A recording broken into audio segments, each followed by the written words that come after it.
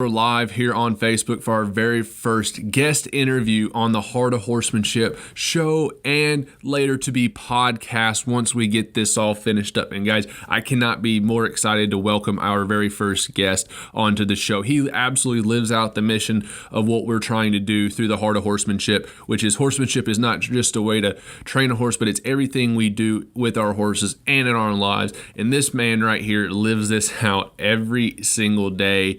And we already promised ourselves that we won't keep you all till the sun comes up, because anytime him and I get on the phone, we know that we could be on the phone for hours and hours, because it's probably at least a 2.5 hour minimum.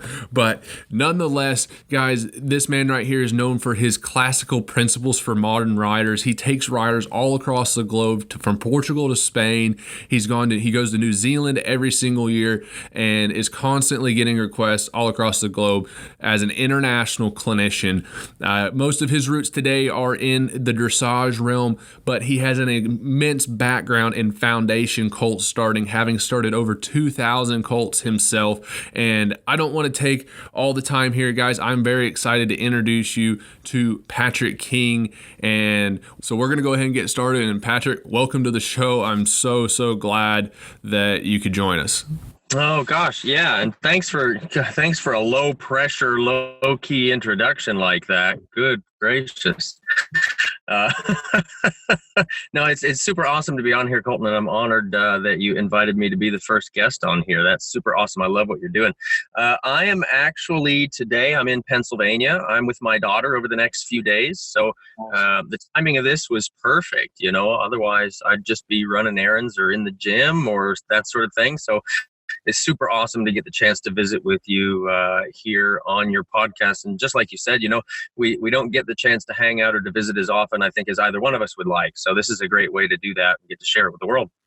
Absolutely. No, I'm really excited because, for those folks that are tuning in, like whether you're on the video or on the podcast, like Patrick and I already joked that we weren't going to keep you guys here till tomorrow morning, because even though we don't get to catch up too often, a lot of times when we do get on the phone, usually we're both driving somewhere, and before we know it, it's about 2.5 hours later at the minimum, and we've covered just about all the bases. So you guys, pretty much you're going to get to hear a little bit of us just pretty much catching up and going in a little more in depth and a little more intentional in what we want to cover today to drive value to you guys. But it's going to be a bit of an insight just into seeing what we can get ourselves into. So cool. Yeah, it's fun.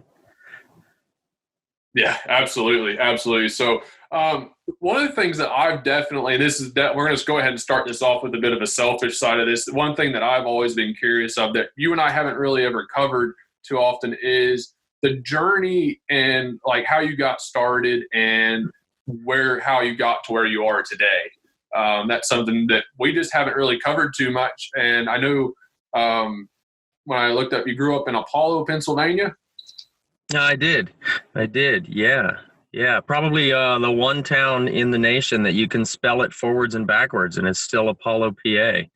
One of those. I don't remember what they call those words, but it's one of those. Yeah. So, but I did. Yeah, I grew up there. Spent some time actually as a younger kid in Germany. I had a stepfather who was in the service, so I spent a few years there. But then moved back to the States, moved there in Western Pennsylvania, and I was pretty fortunate to get started with horses just about right off the bat. So that's sort of where the start was with that. We had my stepmother growing up, she had an Arabian, and my father started to get involved with horses. So I was about 9 when we kind of got started with all of that stuff. And, sort of the rest is history. I grew up showing in 4-H and a lot of local organizations and quarter horse associations and things like that. So grew up with different breeds, the quarter horses, the Arabs, paint horses, minis, and got quite a bit of experience that way. Yeah. So you said you grew up, you got to spend some time in Germany. Were you guys into horses while you guys were over in Europe, or was the horses kind of happened afterwards? No, this happened afterwards. Over in Germany, we just kind of lived on the army base there, or just off of the base in a little town there. Yeah. Oh, very cool. And so did some Western and hunt seat in the 4-H deal, and then you said we kind of got into this. So was this something that like your mom was into horses as well, or was this something that kind of it was your own fire in your belly that you wanted to kind of get involved with horses, and she fostered it? Well, how'd that work? Well, she had horses to begin with. She grew up riding 5-gated saddlebreds, I believe, and got involved with the Arabs. And then my father got more interested and more involved. So kind of collectively as a family, we all got involved that way. And then, of course, as things went on, I got more and more involved, more and more interested, and started riding everything I could catch, you know. Right. Like you said, grew up kind of showing hunt seat, showing Western. I did a little bit of Western pleasure as a kid, and like I say, the hunt seat, and yeah, a lot of that. Some of the in-hand stuff, like the showmanship classes and things like that, through the 4-H and whatever. But then it pretty quick got to riding a bunch of horses, and got to catch riding for folks, you know, that needed a horse maybe warmed up at a show, that sort of thing. And it didn't take too long, excuse me, before that started turning into me climbing on horses away from shows during the week, kind of, you know, making a little bit of money doing that thing. So how old were you like when you started kind of climbing on some horses for the other people and doing some training? I think I was probably 15, 16 Cool. when I started doing that. So that was still fairly early, you know. Yeah, absolutely. Fairly early in the time. Yeah. Absolutely. And then it looks like you had two different horses that kind of sent your journey probably in a destination of where you ended up when you got to go work with Ray. But I had kind of seen you had a horse that had a bit of a self-mutilation problem. We'll kind of start with that one, but then as well as one that seemed that there was a mare that had a chronic rearing problem that seemed like it had a bit of an influence on your career. Yeah. So the horse with the self-mutilation challenge, he was a quarter horse, and he'd been kind of put through the ringer as a young horse. It was one of those kind of wild stories. He was taught or encouraged as a foal to play tag when he was little, and not just, you know, reach up and touch you tag, but rear up and touch you tag. And he was he was a pretty strong-minded type of horse, and so when he got older and they tried to discourage that, he just got stronger and stronger with it, and that became pretty strong aggression pretty quick off. And so he was one I remember as a kid. We had to keep a length of stick outside the fence so that you could walk into the pasture to get to the barn. The way that the barn was set up, the pasture surrounded the barn, so you had to get through. And if he was out in the pasture, you couldn't get through without having something to protect yourself, you know. And at the time, I didn't know any different, you know. I didn't know any more, and was picking up kind of local advice that just seemed to make things worse. And this horse, he was a troubled soul. You know, So, it was a really. so we started off with a tag kind of game. I'm interested from the horse psychology standpoint, because, you know, the self-mutilation stuff few of us might see it if we deal with a lot of horses over a long period of time, but it's not something everybody's going to come across. Right. You know, with the self-mutilation, it sounds like, you know, it was first a fun and games when he was young and cute, but then you said he kind of got dealt probably not the best hand as far as who was dealing with him, and the aggression was turned out on people, and then it turned to himself if he couldn't turn it out on, if he didn't have an outlet. Does it seem like that he would then turn and kind of do the self-mutilation and start expressing that anger on himself if he couldn't get it, like through chasing a human through the field or something of that sort? Yeah, that's pretty much the way it was. I mean, you could watch him. It's sad to look back and think on it, but interesting in what I learned from it anyway. You could watch him out in the paddock. You'd swear if the wind would change direction, it would upset him, and he'd just bite himself. He'd reach down. One of his classic things was to reach down and grab his knee in his mouth and try to run.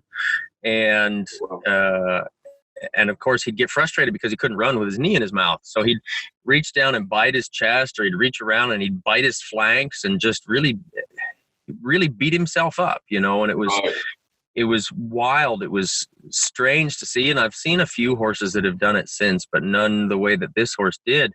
And And it was, we can only say it was through having been dealt a bad hand to begin with. He just really didn't feel very good about himself, and then, as I say, I was taking the advice of kind of the local trainer, friends of the family, that sort of thing. And I think I was maybe 13, 14 when I was feeding him his dinner, and he thought that I was a little bit late. I suppose his watch and mine weren't synced up. But he got me cornered in the back of his stall, and he kind of trimmed the side of both my ears with his hind feet.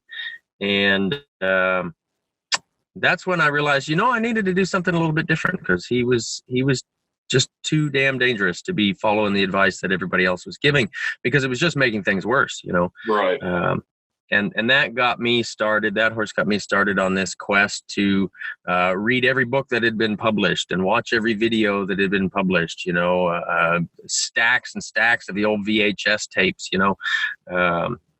So what did you do to help that particular horse? Or I guess maybe, I'm sure looking back, you might do a few things different with him, but like what kind of was the difference if you were able to help that horse make a turnaround? Like what did you gotta implement to help that horse, or what would you implement with a horse that was kind of looked like they might be heading down that path? Yeah, in looking at that, and I've thought about that quite a bit driving down the road. As we talked about, you and I both have plenty of time to think driving down the road. But driving down the road, he's come to mind quite a bit. And the biggest thought that I've got with that is it's very much like a person kind of in a similar situation where you're not given the opportunity to make your own decisions and not given the opportunity to think through your situations. This was a horse through past training and through, at that time, current training, because I didn't know any different. I was just doing what I was told, basically. But it was, you do this, you do that, you do the other thing. It's because I said so, that sort of thing. And there was no purpose. There was no emotional outlet. There was no opportunity for the decision to become his decision in order to do it. And that's really, I got this little blue book by a fella named Tom Dorrance. And I read that little blue book and didn't understand a damn word I read. And then this little brown book by a fella named Ray Hunt. And I didn't understand that much either. I thought I understood it a little bit more, but not much. I ended up reading those books every year for about 10 years. And I'm still not quite sure I understand all of it, but I think I have a handle on some of those things now anyway. Now, was Tom's book True Unity, or had that? Yeah, True Unity. And then and Ray's book, Think Harmony with Horses. Yeah. Okay. Both great books. They're great books, and they're worth reading every year multiple times. But that, that led me to other books and other folks like John Lyons. At the time, that was when he was really hitting the clinic circuit and things like that, pretty hot and heavy at the expos. So I got the chance to go watch him and watch some of his videos and that sort of thing. And it was just kind of, in that case, it was a systematic education of the horse and letting them figure things out. And that was something that Tom and Ray and Bill Dorrance and lots of all the greats that we talk about really stress, is presenting an idea to the horse and letting them find the solution, letting them figure things out. And you could see it change this horse even in the paddock. There'd be little things where you could see him, his body would get tense and tight. And then he'd just start to sigh and relax, like as if he had learned he could kind of be a different way. And that sounds, I don't know, maybe sounds sort of hippy-dippy woo-woo, I don't know. But it really changed that horse on the insides, mentally. And that's what helped him to change physically. And he ended up being a solid citizen, a really solid horse. And eventually, the last I saw that horse, he was taking a 10-year-old kid in 4-H, awesome. And he was safe and dependable. So it was a huge change for that horse, really huge change. That was a big deal for him. Yeah, it was a big deal for me. It took quite a bit to get those things figured out. And, I think about it every now and then that I've never met a horse as aggressive as that horse was. And I think surely there are horses out there that are more aggressive. And I think, but when you present things to them in a way like that, the aggression probably wouldn't come out anyway, Right. When they're given the opportunity to think through things, when they're given the opportunity to have a choice and have a say, and let you know what they're thinking, what they're feeling about things. I tell my students that, recently in the last few years, I've started changing how I ask questions of my horses. I don't say to them anymore, I'd like you to do this, or I'd like you to do that. I phrase it as a question. What do these aids mean to you in this moment? And interestingly enough, when I started asking the question that way, I stopped getting answers that we might call wrong, because the horse is always telling us what the aids mean to them in that moment. Gives them the opportunity to explore and come up with their own answers and a true understanding of what we're talking about. Yeah, and I think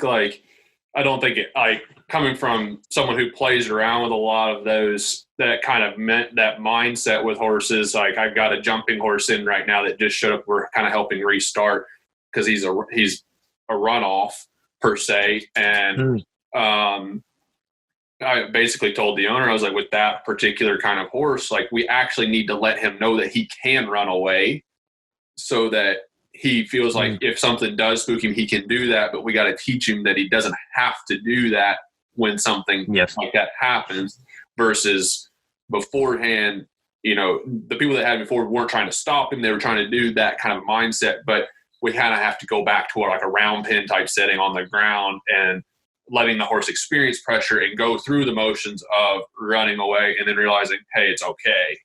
But sometimes, so like, it doesn't really sound woo at all. But I think also when we phrase things like, okay, when we ask the horse to do something, they gave us a particular response, we still have the responsibility of helping the horse understand the answer the clearest it can be.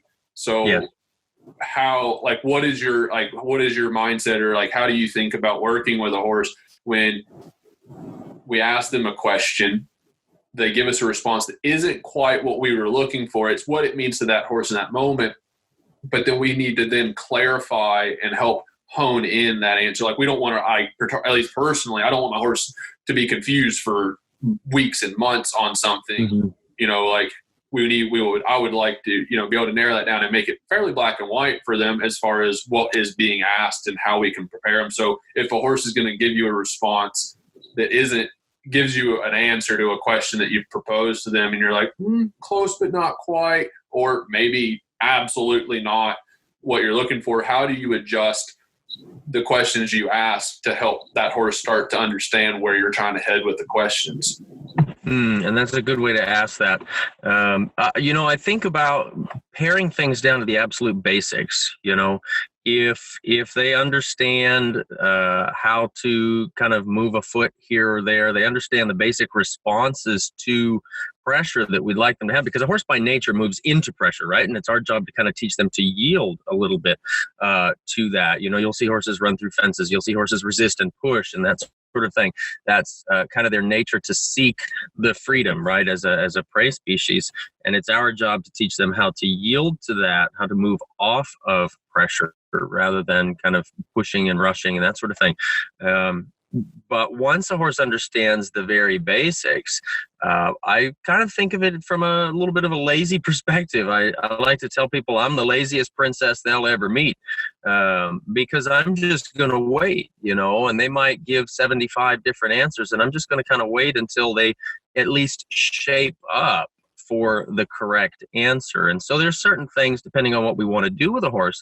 My friend Warwick Schiller has a comment that he makes about not asking the question until the horse knows the answer, right? Absolutely. Of course, I probably just botched that up. But, if we were taking a young horse, say, and we wanted any horse, and we wanted to ask him, say, for a flying lead change, right? Well, we wouldn't just come right out of the box and ask for a flying change of lead. We'd make sure that he understood a lot of other basic things, that he could follow the seat, that he knew how to move off of a little bit of request from the leg, and that he understood how to maintain his balance and things like that. And then once we get to that point, a change of lead generally should be pretty easy if the horse is understanding all of those other pieces. So it pares down to the tiniest of requests. And if I'm asking a question of a horse, Um, any question, let's say reinback, right? Because that's one that I tend to see as being a challenge with a lot of horses as I go around the country, is horses that struggle with the reinback. Well, do they know how to shift their weight off of the request from the bridle or from the halter or the cavesson or whatever? If they know how to shift their weight, then that's all I'll ask for, and I'll wait until that weight shift starts to become a reinback, right? So it's maybe oversimplified, but it's simply a matter of waiting for them to figure it out. And I want to think a lot of times also, we see problems with our horses that shape up anxieties and things like that. To me, it's really important that the horse knows and that the rider knows that the primary function of all of our aids is to relax the horse and release tension. The secondary function of all of our aids would be to direct, educate, or shape. So if I'm asking something of my horse, I want to make sure that any request that I make, they're first relaxing and understanding into what it is I'm asking, and then from there, shaping. Oftentimes, like you said, kind of having a horse that'll hunt and struggle for weeks. Oftentimes I find that's because we haven't released the tension. We haven't helped the horse to relax in the first place. So then they're apt to find wrong answers all the time, kind of bouncing around like a pinball. And maybe they might get lucky once in a while, but they won't be sure about those things. Does that make sense? So you said it pretty quick, but I know that if we don't go back over it, someone's going to ask the question. So you said on your aids that you have primary and secondary when you think about using aids. So can you walk through that, just either name them off again or just go a little slower so that folks that are listening can kind of go, okay, the primary, what are your primary aids versus your secondary aids as you understand it? Well, so what I talk about is the primary function of the aids and the secondary function of the aids. And I think of it as the primary function of all of the aids. When we talk about the aids, we could talk about the natural aids, your seat, your leg, your voice. Those we'd consider to be natural aids. And then our artificial aids would be things like the reins, the bit, a whip, a spur. Basically the things you're not born with, right? We'd call the artificial aids. But any of the aids, regardless of what it is, the primary function of the aids should be to relax the horse or to release tension. So if we think about things like touching a horse with our leg. If I touch my horse with a leg because I'm going to make a request, I don't even care what it is. If I'm going to make a request with my leg, and the horse braces his rib cage, right, and braces his core muscles into my leg, I'm not going to get what I'm looking for, right? Unless that's what I'm looking for, but I don't know why any of us would want that. So the primary function of our aids is to relax or release tension. So if I touch with my leg and my horse doesn't soften and, breathe better and relax a little more into that, even if I'm asking for increased work, right? We talk about positive tension versus negative tension. I want to make sure there's no negative tension as a result of my aids. Then the secondary function of those aids would be to direct, to educate, or to shape. So asking him to go left or right, or asking him to change his balance. We think about half halts, as changing balance, or coming into collection, or any of our lateral work, or whatever we might be asking for from the horse in that case. If the aids don't first bring the horse into more relaxation, even if it's just momentary, if the aids don't first do that, if he's not comfortable with the aids, right? We talk in our dressage horse, we talk about acceptance of the aids. And that, to me, that's a big piece of what that is. Acceptance doesn't mean you're going to let me just punch you on the shoulder. If we're standing side by side, I'm not going to punch you on the shoulder and say, just take it. And that's acceptance of the aids. That's not really acceptance of the aids. You're probably thinking in the back of your mind, man, I wish this guy would just knock it off or leave me alone. So that's not acceptance, right? That might be obedience, but that's not acceptance. There's a difference there. Big difference. I want to feel that the horse is accepting and understanding the aids, and then I'll ask him to shape his body or to shape what he's doing from there. Yeah, absolutely. I think that's going to be super helpful. I know that was something at one point I had picked up from you along the way, and it definitely fundamentally changed the way when I thought about picking up on a rein. if you think about, hey, this is either going to help you relax or this is going to help teach you something, which obviously is the difference in your primary versus secondary functions. But a lot of times, like, we get colts in, and sometimes, they're not, they leave that spot of relaxation and they go to a point where we got to do some educating because they're scooting around or something like that. Right. And then we get that secondary function to go back and get the primary function of that relaxation. But the purpose of when you initially pick up and draw the slack out of that rein in hopes that they maintain the softness in it. Sometimes it doesn't happen that way.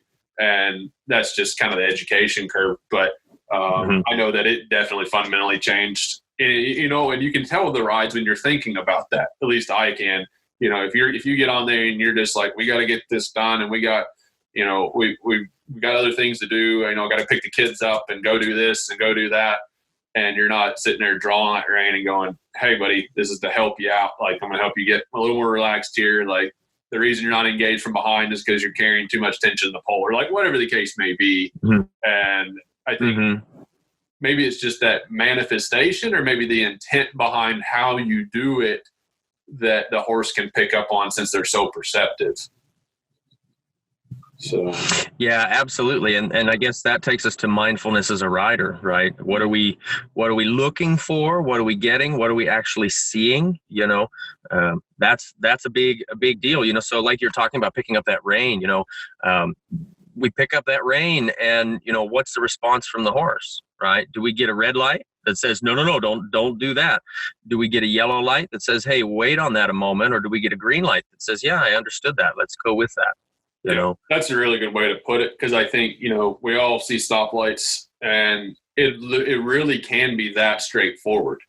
We can overthink this and kind of beat the dead horse per se, as far as like how complicated is it? Oh, what are they thinking? Are they thinking this? Whereas, like, at the end of the day, like, what they want and what they need is pretty straightforward. We just kind of got to realize that it is. If you pick up and you do something, is it red, is it yellow, is it green? Like, that's huge, because if you just can stay, it's hard because, if you own the horse, particularly, it's not always objective. It's hard to keep it sometimes, right? Because there's a lot of emotions tied up in, oh, well, I'm sure you've had folks like, they don't want to firm up on one because they're afraid that the horse won't like them. Sure. Sometimes that can be the most cruel thing, is to not draw that boundary and help that horse to go, oh, okay, like, you do provide me leadership in which they can relax into, because they don't have to carry that burden around. But yeah, like, to keep it so black and white and objective is way trickier. But if we all talk about doing what's best for the horse, sometimes that's exactly what it is just to keep it. Is it red, yellow, green? Like that's a really good way to put that. Yeah. And like you said, we can be afraid that the horse is going to like us or not like us, and they can like us all the way to the hospital, Yeah. And I want my horse to like me, hell, I want every horse to like me. I'm a little selfish maybe that way, I don't know. But when we talk about gaining respect from a horse, the biggest way you gain respect from a horse is consistency. Those lines that you talk about, those are important for the consistency. If the horse is not understanding, they're not going to feel safe, just plain and simple. And if they're not going to feel safe and you're around in that instance, if you're the cause of their lack of feeling safety, they're not going to like you. They might see you as a 5 foot tall walking Pez dispenser, maybe you've got the treats in your pocket or something like that, and they might like that, but that doesn't mean they're going to like you. That takes me back to, I know you've heard me say this quote before, and I know I've botched it probably a million times since I've started saying it, but it comes down to what I heard my friend Tom Curtin say once, who's also an international clinician, a fantastic hand as well. But he says, it doesn't matter what I think of your horsemanship, and it really doesn't even matter what you think of your horsemanship. The important thing is how your horse feels about himself when he's with you. And I try to think about that all the time. It'd be like if you and I were going to go work together and we were going to build fence or something all day long, man, I'll bet you, just knowing the relationship you and I have, that we'd probably be joking with each other and having a good time and get a lot of damn fence built. That's right. Versus if we were out there kind of angry with each other and upset about things, and we'd be distracted too much by how uncomfortable we were in that situation, we probably wouldn't do a great job of building that fence. That's it. Yeah. Yeah, because you're worried about the hesitancies, or you're worried about those moments of resistance or not knowing what the other guy's about to do, versus kind of having that foresight on, that's that consistency. That's that ability of understanding what the other person, or what the horse can understand what the person's going to do before the person does it, and the horse can understand what the horse is going to do before the horse even does it, because you've spent so much time together and you actually do know each other to that degree.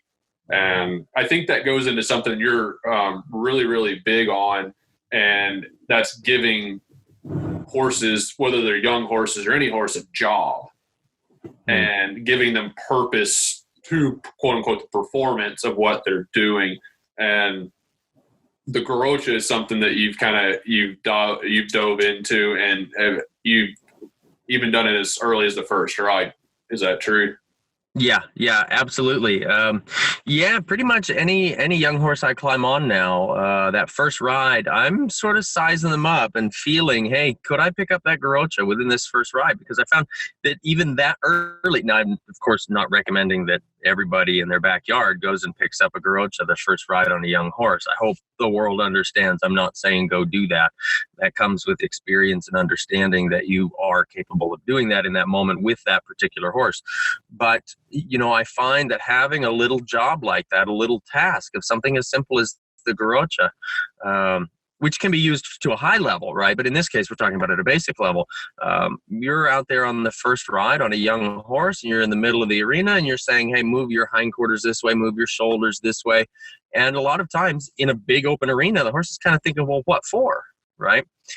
And we go out there with the Garocha at one point or another. Even if it's not the first ride, at any point in the horse's foundation, they're thinking, what for? What's the purpose of doing this?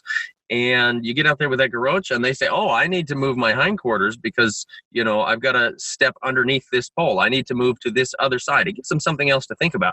It's very much like the idea of taking the young horse out on a trail as early as possible, or following after cattle or things like that.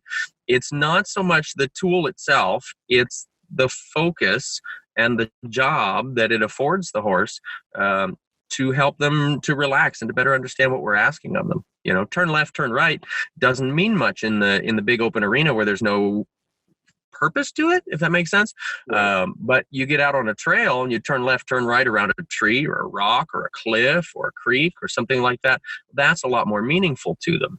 Moving forward, you get out in a big open field, moving forward is a lot more possible.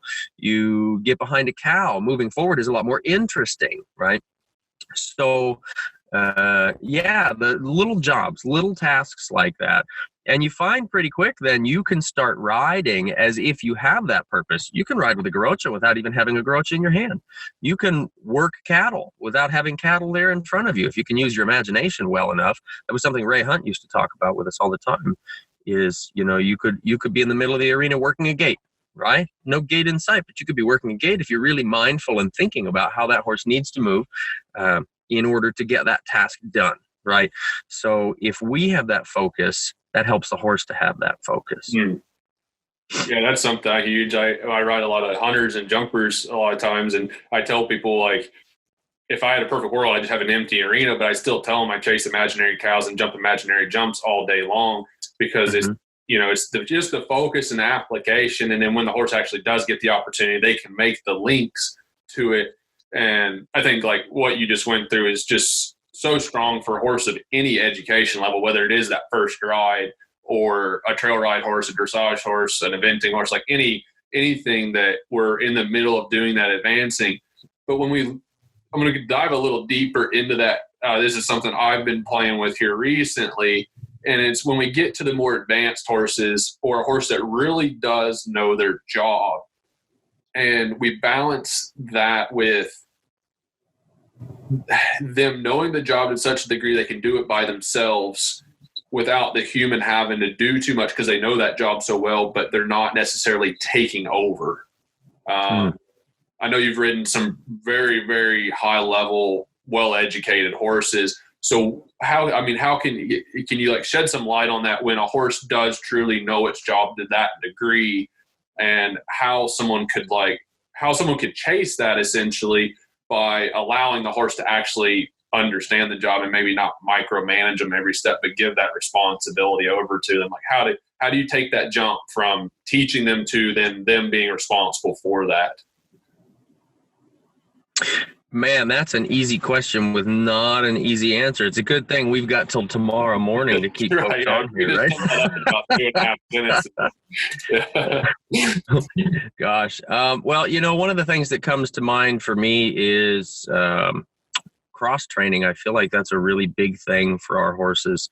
And I know that's quite a bit of what you do with your horses and in your clinics as well.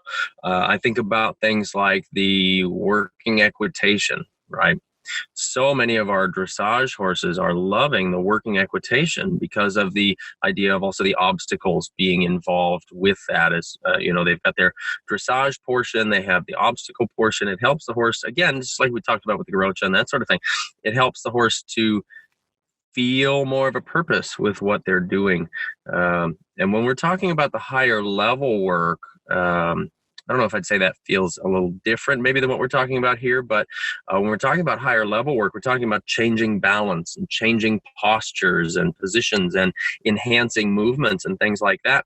And, I joke all the time that horses are yoga junkies, that when you show them a posture or a position that feels better, they want to find that as much as they can. What we've got to think about is better balance always feels better, right? Better movement would always feel better. Sometimes we have to overwrite or rewrite past mobility patterns, right? Or muscle memories, that sort of thing. But when we get into things, we start talking about things like self-carriage and collection. When we help a horse to find a position like that, when there's a lightness in it, when it feels better to the horse, because it felt better to the horse, it was the release, right? We talk about pressure and release and that sort of thing. When they come into the right balance, it feels better to the body. So that in itself is a reward, right? So they're going to continue seeking that reward. Now, if we're up there just pulling on the reins and riding like an orangutan in tall boots, that's a whole different story.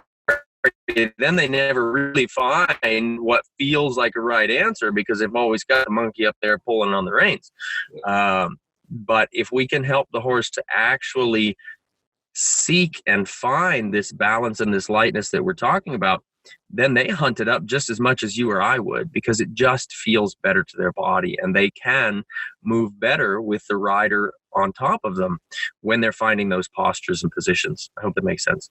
Yeah, but heck, that sounds like something that could be done really, really early on and not necessarily something that has to be achieved later down the road, which is something that is taught. And it seems to be a bit of a trend right now, or it has been a trend for a long time, is maybe a horse traveling in improper balance but late and getting some other things taken care of first, and then teaching a horse to carry a rider in proper balance as they're more educated. Whereas it seems, based on the way you just explained it, and that was very easy to follow, it seems like, and hopefully everybody else thinks so too, is that was something that might be implemented before you ever got on them. 100%. And we've got to understand also that this comes in phases, maybe I want to say. It's kind of like my daughter, she's 9 now. She was doing gymnastics there for a while. When we talk about high level balance and collection with a horse, I think about things like ballroom dancing, ballet, gymnastics, things like that. Yoga, of course, everybody's heard me talk about that. But we think about, if I were to take my daughter to a gymnastics class, she's not going to start out on the pommel horse, right? She's going to start off tumbling on a mat, and then maybe working up to things like cartwheels and round. I don't know. I don't know what that's the end of my human gymnastics understanding, right? Yeah. But we start off at a certain pace at a certain place, and we build in strength and understanding from there. I just had this conversation with somebody the other day. I wish I could remember who it was. I remember the conversation. I could probably take you back to the spot in the arena where I was when I had it too, and I'll be damned if I remember who it was. Standing there. Well, and I can't even. I've just been looking at too many horses this month, I guess. I don't know, but I made the comment to her. She was making a comment that she was afraid to push the horse too soon or too early because she was a young horse. And I said, well, don't think of it that way. You climb on, and I think of this when I climb on, even the first ride on a young horse. When I climb on that horse, I climb on with the expectation that they are, at a minimum, developed to the level of a Grand Prix competitor. In the first ride on a young horse, that's a Grand Prix dressage horse. And then all we do is fill in the holes on the way. That's it. Right? Maybe they don't understand the aids. Okay, I get on enough Grand Prix trained horses that don't actually understand the aids anyway, that we have to kind of help re-educate them and that sort of thing. So, these are the kind of horses that we kind of joke about that have been, pushed around, pulled around, that sort of thing. Just haven't had the opportunity to really understand academically what the rider's talking about. But we climb on those horses and we say, well, what's the difference between this young horse on its first ride and that Grand Prix picture that we have in our mind? Well, strength is one of those things. We can't expect strength to be developed overnight, right? That takes a long time. So we start that process, right? We talk about understanding of the aids. If it's his first ride, he probably doesn't understand many of the aids, particularly as they would come from the rider. Maybe he understands them on the ground, but not necessarily the rider. So we can ask him, these questions and build the bridge, right? Fill in the holes along the way onto that journey. Now, that also takes foresight in knowing what that's supposed to feel like, right? So we need to be a rider that has felt that or understood that, or at least has someone there to coach us along in the process, to tell us whether we're getting warmer or colder, right?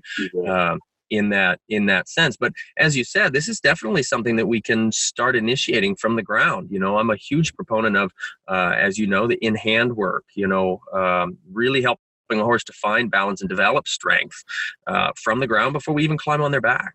Yeah. So I want to make like a bit of a circle here because we're talking about the young horse development there, kind of the dovetail at the very end of that, and talking about how we develop horses potentially in hand or in a different manner maybe. And I did some backtracking and some numbers, so you might appreciate this, but you got to spend some time with Ray Hunt, and you got to spend some time with him at his place. And of course, many folks that follow your horsemanship, and that's the same lineage I kind of got that captured my eye when I first fell into horses was Tom and Ray and Bill and Buck and all of those guys there that were teaching this style of foundation horsemanship and setting things up how they did for the horse and the overall the theoretical side of like how we think about working with horses. And so you got to spend some time with him at his ranch when you were like 24 is what they know. That sounds about right. Yeah. It was pretty early. Yeah. So what was that like getting to spend about, 6-8 months with Ray and Carolyn? Well, it was only 2 months. I wish 6 or 8 months. 6 or 8 months would have been fantastic. Okay. I might have had an education when I left there. I might have known a little bit more and been a little better at these things. That was quite the experience. Yeah. And I missed your question on there. I'm sorry. Oh, it's fine. Nothing really specific about that, but I guess like that was pretty early on. I mean, now you were saying you were starting to help people with horses when you were 15, 16, but then got on the track of like dealing with some horses that were fundamentally more difficult than maybe what you've been dealing with in the past. And so what was that like? What was some bigger of the takeaways you took when spending time with Ray? I know that you've shared some pretty funny stories about at least that all took place in a matter of 2 months. It was pretty impressive.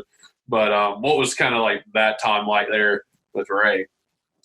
Oh gosh. So yeah, at about that time, I'd already started several horses, a couple hundred horses under saddle at least by that point.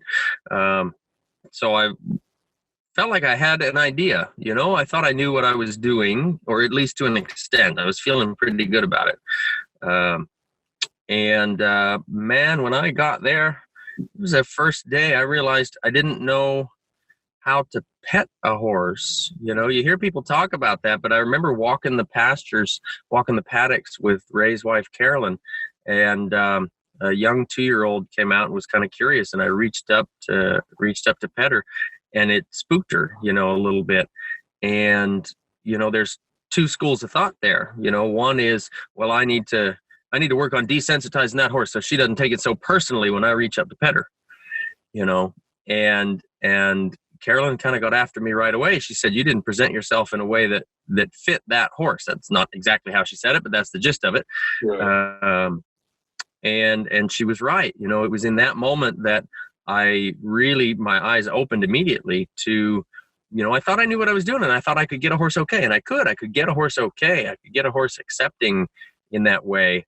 But it was maybe not offered right off the bat in a way that was able to be accepted by the horse, if that makes sense. And that was really, that was the big focus of the time there with Ray, was setting it up so that the horses were ready for what you were asking.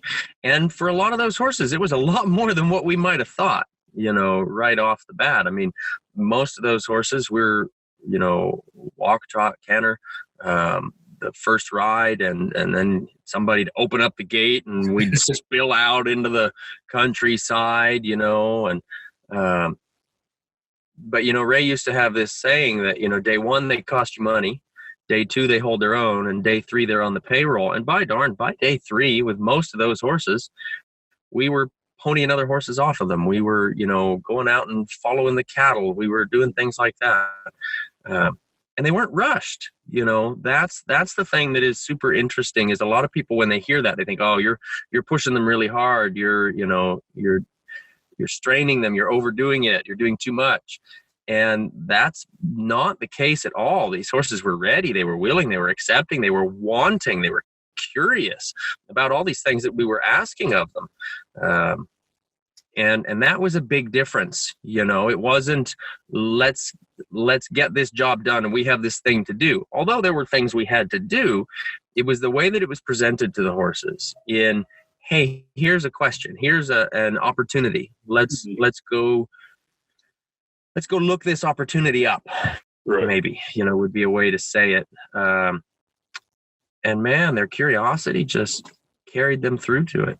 So how much time, like, you know, like maybe in those first couple of days, were you guys spending with those colts as you got them started?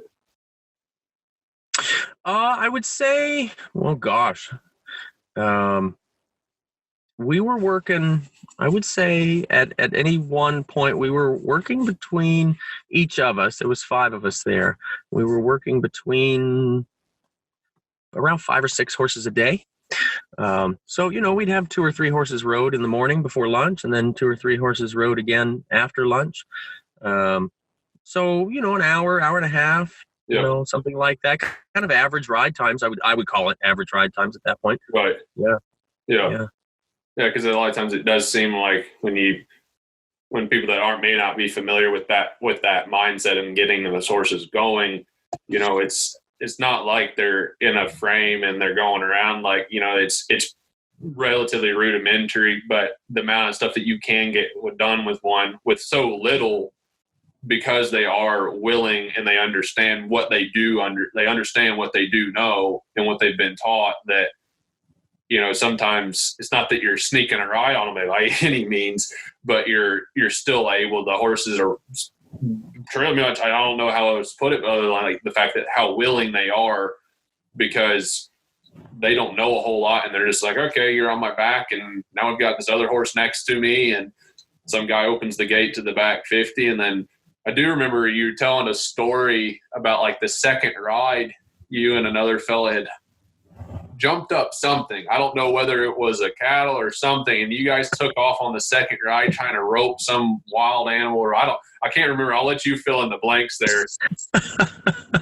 Yeah, that was a morning. I tell you, that was a morning. We were all out riding. I think it couldn't have been more than maybe the 3rd ride on these young horses. And we were riding off into the scrub, and we flushed out a bunch of wild hogs, or feral hogs. And of course, the one fellow that's with us, he was a team roper, I think he was. Coy. Oh, wonderful. And so we are just hauling off, and Coy shouts out, "You've got to rope them by the head and the front leg, otherwise they'll squeak through it," and whatever. And then at one point, we thought, geez, maybe that's not the best idea, right? Not yet. Let's not get that committed to something like this. But man, those horses were on it. They were interested. You talk about taking these horses out and doing a job like that. A job. It's a trail ride that got a little bit exciting, and we followed through with it. But when we think about doing things like that, some people would say, oh gosh, well, you can't do that with my horse because there's no way his mind would handle it. What we've got to think about too is that the horses that we were working with here were kind of, they were out on big pastures as young horses. They knew what life was like. So this wasn't, I'm not saying they'd ever been galloped after, feral hogs before, but they'd been, in the backcountry and that sort of thing as part of life growing up as foals. These weren't, in this case, they weren't your stall-bound horses that go out in the paddock for 30 minutes to an hour a day. So that makes it a little bit different, when we talk about being able to go out there and do those things. Those horses knew what natural terrain was because they grew up in a pasture, right? They didn't grow up in a box stall with groomed arenas and that sort of thing as their only picture of life, So to go out there and handle their own body in conditions like that was second nature really to them. It's just the fact that we were on top of them that of course made it a little more challenging. But their bodies already understood how to navigate that kind of ground and that sort of thing. I wouldn't take your stall-bound horse that's been in a stall, for most of its life and pull it out and say, okay, first ride, we're going to go rope wild hogs in the bush. That wouldn't be a great idea. There'd be a lot of factors in there that horse maybe wouldn't have been exposed to previously or wouldn't maybe necessarily be okay with. So, we wouldn't want to jump into all of that too soon. I hope it doesn't ever sound like I'm saying that, but these were horses that understood and could handle that kind of thing because it was, to an extent, it was part of life. Yeah, and I think from the standpoint of developing young horses, we're going to get into a question here that were submitted by a couple folks that had to do with developing young horses along the way. And I know that you certainly deal with it, and I certainly have as well, with a lot of horses. I'm going to say a lot of show horses. I'm not going to say anyone particularly. We deal with a lot of hunter, jumper, and dressage horses, so we could call them warm bloods, but I'm sure the same thing happens on the quarter horse side or the Arabian side. And regardless, those horses lack they're in either a 12x12 box stall or they're on a flat paddock, and they really lack sometimes some natural balance and able to navigate their feet. And so, I know for us, we've got some youngsters on the ground and we've been very intentional. When they're I like when it gets muddy, and then we've put rocks around the water tanks so they can kind of learn how to navigate and go through that and really get them, because I know you've done some of the Mustang makeovers and we have as well. And one of the things I always hear from those folks that do enjoy working with Mustangs is they know where their feet are at. And having to teach that balance is so much easier because the horses understand how to maneuver themselves. And I think I guess as you advance along, that's a pretty key thing that you could develop without hardly having to train your horse if you just presented those opportunities to those horses and pretty much let horses be horses. Right. Absolutely. Absolutely. So, now we could be talking about neurology in this sense, talking about the proprioceptors and the horse's sense of self in time and space. There's neural pathways that get developed and advanced when a horse has the opportunity to travel on various terrain, like what you're talking about. And if those proprioceptors are never challenged, then the balance struggles to develop. Yeah. Yeah, that's an absolute real thing. Yes. It is. I mean, we deal with a lot of young 3 and 4 year olds that haven't had those experiences. And besides letting them get turned out and experience it and, hope they don't go ice skating through the mud and stuff, setting them up with opportunities to be on various surfaces and stuff like that for someone that might have a horse out there, I guess, how would you suggest they go on if maybe they bought a horse and maybe they've raised a horse and they're like, oh gosh, like, he's my dream. I put him in bubble wrap and now I kind of need to help him regenerate or even generate to begin with those proprioceptors in their feet that we talk about with the neurobiology and how we can help those horses have those experiences. Because I don't think sometimes people may not realize it until it's never too late, but they don't realize what they missed out on until they end up with a horse that hasn't had those experiences. And they're like, oh gosh, like this sucker really isn't balanced. And then we go, yeah, well, it's probably because of how he was raised. So what could they do if maybe they have a horse already that hasn't had that upbringing and they want to develop their horse to where they become more quote unquote sure-footed? Mm-hmm. That's a super question. And, kind of like you touched on there at the beginning, I think the biggest part is pasture turnout. That's a huge piece of that. Letting the horse go out on the hills and the rocky ground and the muddy ground and the various terrain, that sort of thing, and letting him figure his balance out himself. Maybe letting him out there for 12, 15, 20 hours a day, would be a great way to do it. And that'd be the way the horses would naturally want to do it anyway. They're all much happier when they're, the longer they're out there. And the body gets more information that way. And so it gets challenged that way and they can develop.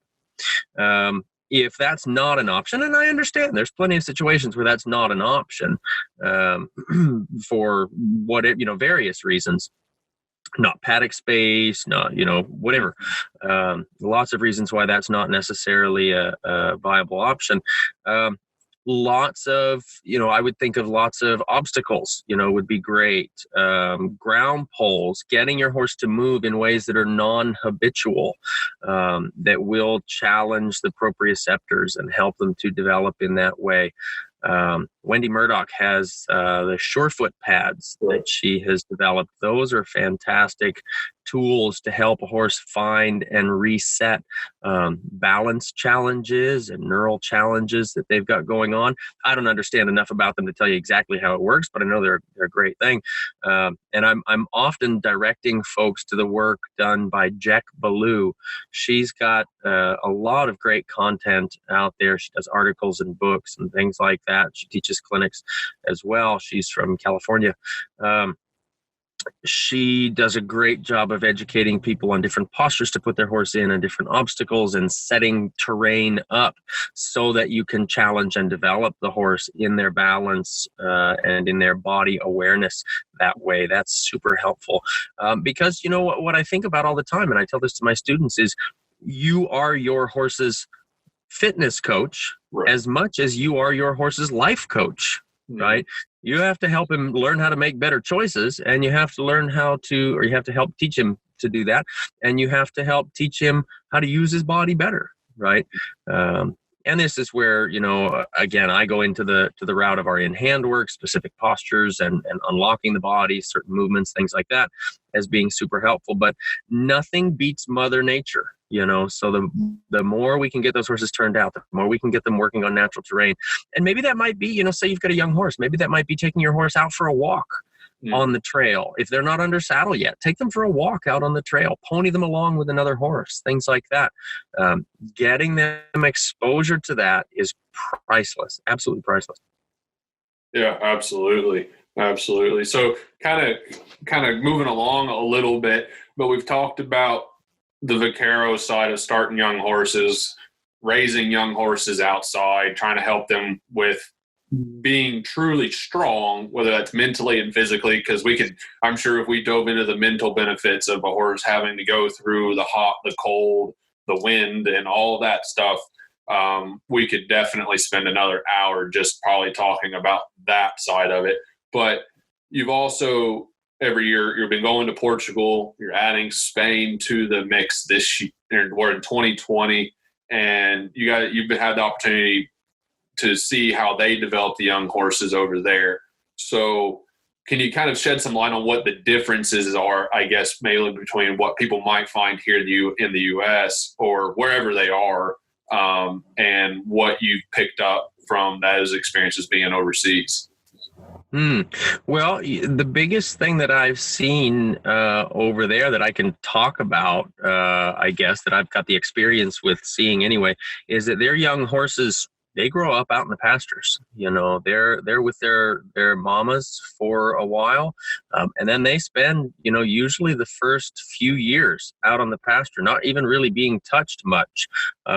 They would have seen people, but not really been handled. So when they bring them in and they introduce them to the boxes, what we call stalls here, when they introduce them to the boxes, that's something they have to be introduced to. They don't grow up knowing what that is. Most of them, they're out on the field, so they know how to manage their bodies. They know how to move. They know how to do all those things, which helps the horse to have that natural sense of balance that we talk about, and it helps them to grow up, like I say, with that sense of balance. They tend to do a little more in those horses. We're talking about the Andalusians, the Lusitanos, specifically in Portugal, the Lusitanos.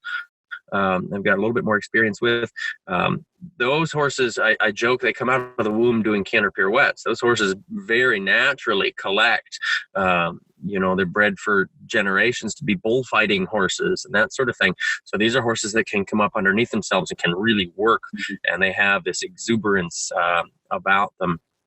And that's easily preserved through their lifestyle of spending those few years out on the pasture, and then coming in and going to work. Kind of once the body's got an idea of how to maneuver and operate itself, and then they say, okay, now it's time to carry the rider. Now it's time to, be introduced to these sorts of things.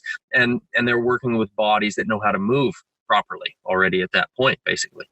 Yeah. So I know you've done some videos on what people should do with weanlings, and we can certainly tag that in the back in the strand so that folks, because I know there was a couple people that have weanlings. It's that time of year. People here are getting the colts and fillies off their mares, and there's a lot of folks wondering, like, what the heck do I do with this young horse? And fortunately, we've had several young horses that you've come across in your travels that have come to us to further their education along the way. And I'm kind of curious, like, if you have, like, and we're gonna paint like the perfect picture here. And, all right, and then people can take it for what they want and for what it's worth into their own situations. But if you were not traveling like you were to begin with, but let's say that you had a weanling and you're like, okay, I'm going to keep this horse, like, this is what we're going to have. And up until the point where you're getting ready to put that first ride on it, what are the things and what might you be doing along the way with that horse to prepare it for the time and when we say we're going to put the first ride on it, guys, I'm going to go ahead and say it's mentally and physically ready for that first ride. It's not that it's 2 years old, and it's not that it's 4, 5, or 6, or 18, but the fact that whatever breed it is ready to be ridden. But in the interim, what might, like, if you could do it your way, because you have such a unique perspective. And this is a question that I really wanted to ask you, because the way of starting horses that from what I've kind of lived vicariously through and seen through your travels to Portugal, and the background in the vaquero style is two different ways of going about it to get to a very similar end product. So I'm kind of curious, as for you, grabbing from two different spectrums, maybe, how might you put that together to bring along a young horse of your own if you could have it however you wanted it to be? Gosh, I tend to be a little bit of a minimalist with the young horses. One of the things that I see often, not as often as I used to, but it's just because of the focus, I guess, for my students and what I'm teaching of late. But one of the things that I used to see quite a bit, and still do every now and then, is a horse that's these young horses that have, I don't want to use the word spoiled. I always joke that my two favorite colors for a horse are fat and spoiled. And I mean that in a good way. You know, I don't mean like rotten spoiled. I mean, just like, you know, well taken care of. But, you know, what we tend to see is these young horses that don't really have a job. So the owners don't know what else to do. So they just desensitize the hell out of these horses. And so they're going around, you know, wearing tarps and stepping on mattresses and carrying giant teddy bears and, you know, popping balloons and all kind of wacky stuff. It's fun and it's great. And it's, you know, it's not my cup of tea, but I won't knock anybody if it's theirs. We all have our different goals. But what I find is with some of those horses, most of those horses that are kind of handled that way, is that then comes the time to ride him. And you ask him to go to work and he says, well, what the hell are you talking about? You've told me for 2 or 3 or 17 years that everything means nothing. You've been desensitizing me, dragging me around in an arena, putting all this stuff on me and telling me not to respond to it. And now you put a saddle on me and you put a rider on me and you want me to respond to it. You lied to me. You didn't really prepare me. Here's a big lie now in my life, saying that I have to go to work or I have to give a response. And so, like I said, I don't see that as much now as what I used to, but that becomes a real problem for a horse. And I find our young horses can often, if you're not careful, they can resent the rider's aids in that way. When we tell them for years, hey, everything means nothing, just stand here, just chill out, just be okay, you know. And then we say, oh, guess what? Now this means something. You have to go to work. So I tend to be a minimalist in the sense that, you know, a young horse, you know, what would I do with a weanling? I don't know, maybe scratch on him once a week. Make sure that he's just a step above being feral. Let him run with his buddies, let him have fun, let him be, you know, again, we're talking about the ideal situation. Let him be out there with 5 or 6 other foals and just kind of grow up and do their thing on the hillside, you know, over the varied terrain, that sort of thing. Then as we're developing, you know, I think there's no reason why our young horses can't work basic groundwork. You know, they need the skills to be what we'd call halter broke, you know, manageable on the end of a lead rope, picking their feet up, doing basic things like that, loading into a trailer. There's no reason why we can't do basic things like that. Getting a horse, the biggest thing is they have to be confident with us. With the requests that we make as well as the ones that we don't. You know, they need to know what to take personally and what not to take personally. So I don't talk too much about desensitizing a horse anymore. I talk about helping him to not take certain things personally, right? Not to get upset about certain things. And I think that's pretty important because there are things that the horse does need to respond to, you know, and there are certain things that they don't need to respond to, certain stimulus and things like that. But my biggest thing with the young horses is I just like them to grow up until it's time to go to work, so to speak. It's not to say that that's right for everybody. You know, I'm pretty comfortable with the idea of taking in that horse that's maybe spent the first 3 years of its life not really being exposed to much. And I'm happy to take the time to expose him to those things and develop his responses into some positive responses and that sort of thing. But for the next rider, maybe that's not okay. You know, maybe they need that horse to be a little quieter right off the bat, a little more used to things right off the bat in order for them to have the confidence that they can develop that horse. And that's okay too. I just worry about sometimes I wouldn't want to overdo it in that sense, you know. Yeah, we've certainly seen both our fair share of overstimulated horses, whether they're overly desensitized or they don't know how to just relax when people are around. They're so used to constantly being doted on and petted and interacted with that then when you try to leave them alone when people are around, they become anxious in the stall, or they paw, or you tie them up and they try to rear, or like whatever the case may be, but they just hardly can't just take a big chill pill essentially and just be able to know when work is, because it hasn't been work, it's been playtime, and then know when relaxation is and be able to separate that out. But yeah, that's a big thing for sure.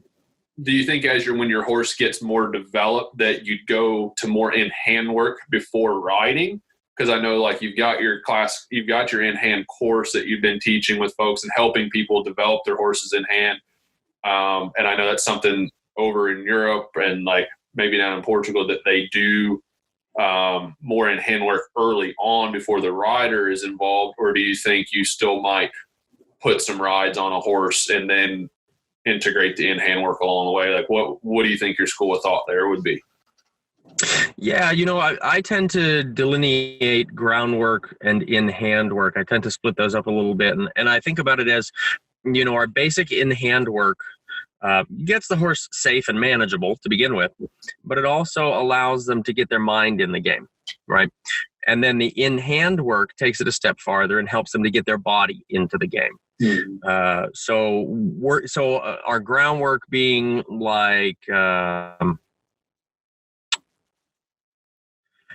preschool, I guess is how I want to say that. Like there's a little bit of structure there, but there's a lot of freedom of expression and that sort of thing. And then our in-hand work is more like, now we're advancing in our schooling. Now it's time to go to work, physically and mentally, emotionally, right? The groundwork helps us to take care of the mental, emotional stuff. There's ties in between. There's a lot of gray area in there. But if I were to really segment them, that's kind of how I would define it that way. Would I do a lot of in-hand work before climbing in the saddle the first time? I would do an extent of that. I'd be working on things like I preach about the rein back all the time. Rein back, properly done, develops most of the muscles that the horse needs to carry the rider in balance. We could, not to say that we would want to, but we could develop a horse in hand up through piaffe and things like that in hand before we ever climb on him. Now, the scary part about that is if you've got that horse strong enough to piaffe in hand before you climb on him, when you climb on him, he could send you to the moon.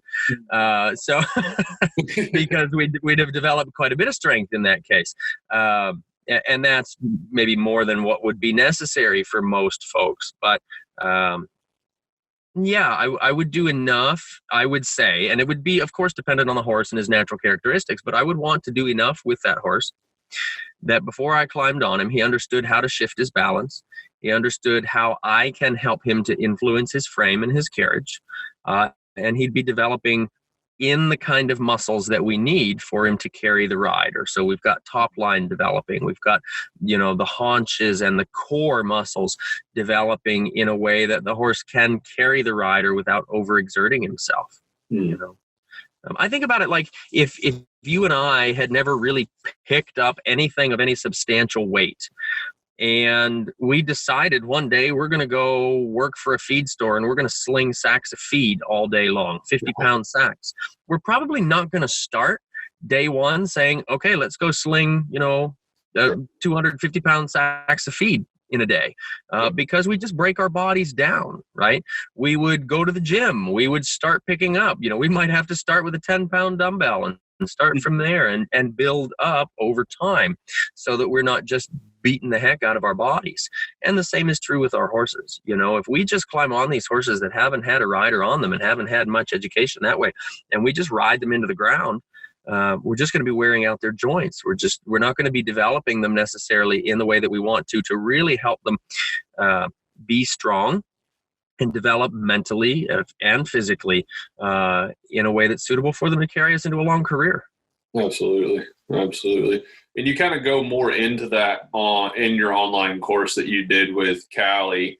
Is that correct? Yeah. Yeah. We talk a little bit more about that. And, we have a little anatomy course there where we talk about some of the muscles that are involved and how the balance changes as the horse develops and that sort of thing. Yeah. Cool. So it's process. Are you guys going to be releasing that course again here soon? We are actually, we're going to be doing a mid to late November release just for the folks that are members in our mailing list. So if any of your listeners are interested, they can click over to my website and sign up for the 5-Bit Friday email newsletter that we put out. That's where we're going to be releasing that. And then it'll be in the spring again. We do another bigger launch for basically the whole world to find out about that and sign on. Yeah. So what just real quick, kind of what do you guys run through in that course? What would people be able to expect to find in that in-hand course? I know you you inadvertently talked about it just a minute ago with talking about developing a horse in hand and what you might be looking for. But what would people expect in the course? So in the course, we talk a lot about, specific postures, positions that we can ask the horse to go into. We start at the very basics of working in the halter. Well, we start even more basic with a lecture on what balance is, how that works, and how we can change to a degree our horse's conformation through proper work and things like that. And then we start off working the horse in a halter or a cavesson, and we work through the basic positions to unlock the body, basic positions to allow us to influence the movement, the balance, the postures. We end up working in the bridle in hand through a lot of our lateral work, even up into trot work in hand. And we even have a piece in there where we talk about starting to develop piaffe. So we start at the very bare bones basics. Your horse is just basically halter broke, up through here's some more advanced ideas in building balance collection, building strength, that sort of thing. We talk about tool management. We talk about how your core influences the horse. I think one of the videos we even have in there is a dance lesson. I'm a terrible dancer, but I was teaching a basic dance lesson just to give the viewers a more concrete perspective of what it feels like to do the in-hand work, because it's not just going for a Sunday stroll next to your horse. We're working. We're working. And so I liken it to our basic in-hand work is kind of like the waltz, right? There's a connection there, and you have to have within yourself a certain amount of structure within the relaxation, if that makes sense. And I try to present that through the work there. Yeah, that's awesome. We cover quite a bit. Yeah. I've heard some great things about it because you guys released it early this year, and have had some mutual followers and stuff talk about it and see them going through their in-hand work with their horses, whether it's a in-hand session with their horse or maybe as a pre-warm-up to getting onto their horses. And Patrick said that that's only going to be going out to his mailing lists and his website. We'll put this all in the show notes for you guys, but those that are listening here, it's pkhorsemanship.com, and you guys can find all of that awesome info there because that's a heck of a resource. And I know Patrick definitely poured a lot of time into it, and they had great collaboration with Callie King there at CRK to make that come together. So that's super, super cool. That was a lot of fun to do. And, it's been great to see the progress that folks have been making through that course. And I joke all the time, and it's not really a joke, but, it took Callie about 2 years to convince me to do that course, because I thought, geez, I struggle enough to teach this in person. How am I going to teach this through a video? How are we going to teach this stuff online? And she's got a great way of breaking down the information and putting it together in a way that makes sense and feels very progressive with the horses and the riders. And she did an awesome job. If it was left up to me, it would be a mess. But she did a great job of coordinating that in a way that's very attainable for folks. And I've been seeing a lot of, we get video coaching as part of the program. And I've been seeing some really amazing things show up in the videos, some things we've been coaching. Folks are really doing a fantastic job with their horses through this program. That's awesome. And I was kind of curious on this because I know you and I spend a lot of time talking about everything that's not horse related on this side, as far as maybe a slight obsession with like Gary Vee and all of these other cats out there that are putting a lot of content creation, because as much as people see all the horse stuff that we do for our businesses, there's a lot that is not horse related directly. And so what kind of, I'm kind of curious on my end, what made you go with a course versus a subscription or something like that, which seems to be pretty popular? Oh boy, I don't know. I never really thought of that. That's a fair enough answer. I was just kind of curious because they the subscriptions are pretty popular, and courses are too right now. The online learning is amazing because I'm sure that people that bought that course are not just here in the U.S. and Canada. I'm sure they're in Europe and Australia, New Zealand, and gosh, maybe even Africa. Who knows? Yes. Yeah, we've got students on there all over the world for sure. I guess to me, what I would say is, and I'm just thinking of this as the user and the creator, Yep. right? Because until you just asked the question, I hadn't even thought of it as a subscription kind of a thing. But, when folks sign up for that course, they have that course and all the material and any updates that we put to it, basically forever. Okay. And as a subscription, I don't know. I could see there being little pieces added rather than a full course. But what I've found is that there are some folks that have signed up for it that, man, them and their horses, they were ready to move on and progress rather quickly, maybe more than what would have been afforded with a subscription-based deal where we were just putting out little chunks as we go. And the whole thing is self-paced, so depending on where they are, they can maybe breeze through and then kind of find some hiccups along the way that they need to develop. Otherwise, I haven't really thought about that, the difference of why a course versus a subscription. Yeah, I was just kind of curious. If I didn't run my mouth so much, you'd have me almost speechless. You betcha. So a lot of folks are kind of seeing where you're at now. I mean, gosh, what do you spend 340 days on the road? Is that about what your schedule's doing? It's about, this year I took a 10-day vacation, which is the first time I've done that in ever. I had a 10-day vacation, I think, 12 years ago. And today I took one. This year I took one, not today. This year I took one. Otherwise, up until that, I was on the road about 360 days of the year. So that would put me at about 350 days a year on the road. Gotcha. Yeah. So, but it wasn't always, you weren't always on the road this much. I mean, of course, since I knew you, you've been traveling pretty heavily, but I guess when you got started, you trained horses for the public. And how long were you doing that? Mm-hmm. And were you riding colt starting, or were you riding dressage horses? What was going on there when you were more locally based and maybe traveling out on the weekends to clinics? Yeah. So when I first started doing things, I would just drive to everybody's house, actually, and work their horses in their backyard or in their arena. And I did that for quite a few years, and then got to kind of basing myself in barns as like a boarder at a boarding operation, which worked really well because then I could travel to teach for the weekends, and I knew that the horses were taken care of and things like that, versus somebody who's tied to a facility, where I'm managing the whole thing. But I did that for quite a while. I've been in business. Well, this is 2019. So the first clinic I taught, I believe, was in 2001. So this would be 18 years.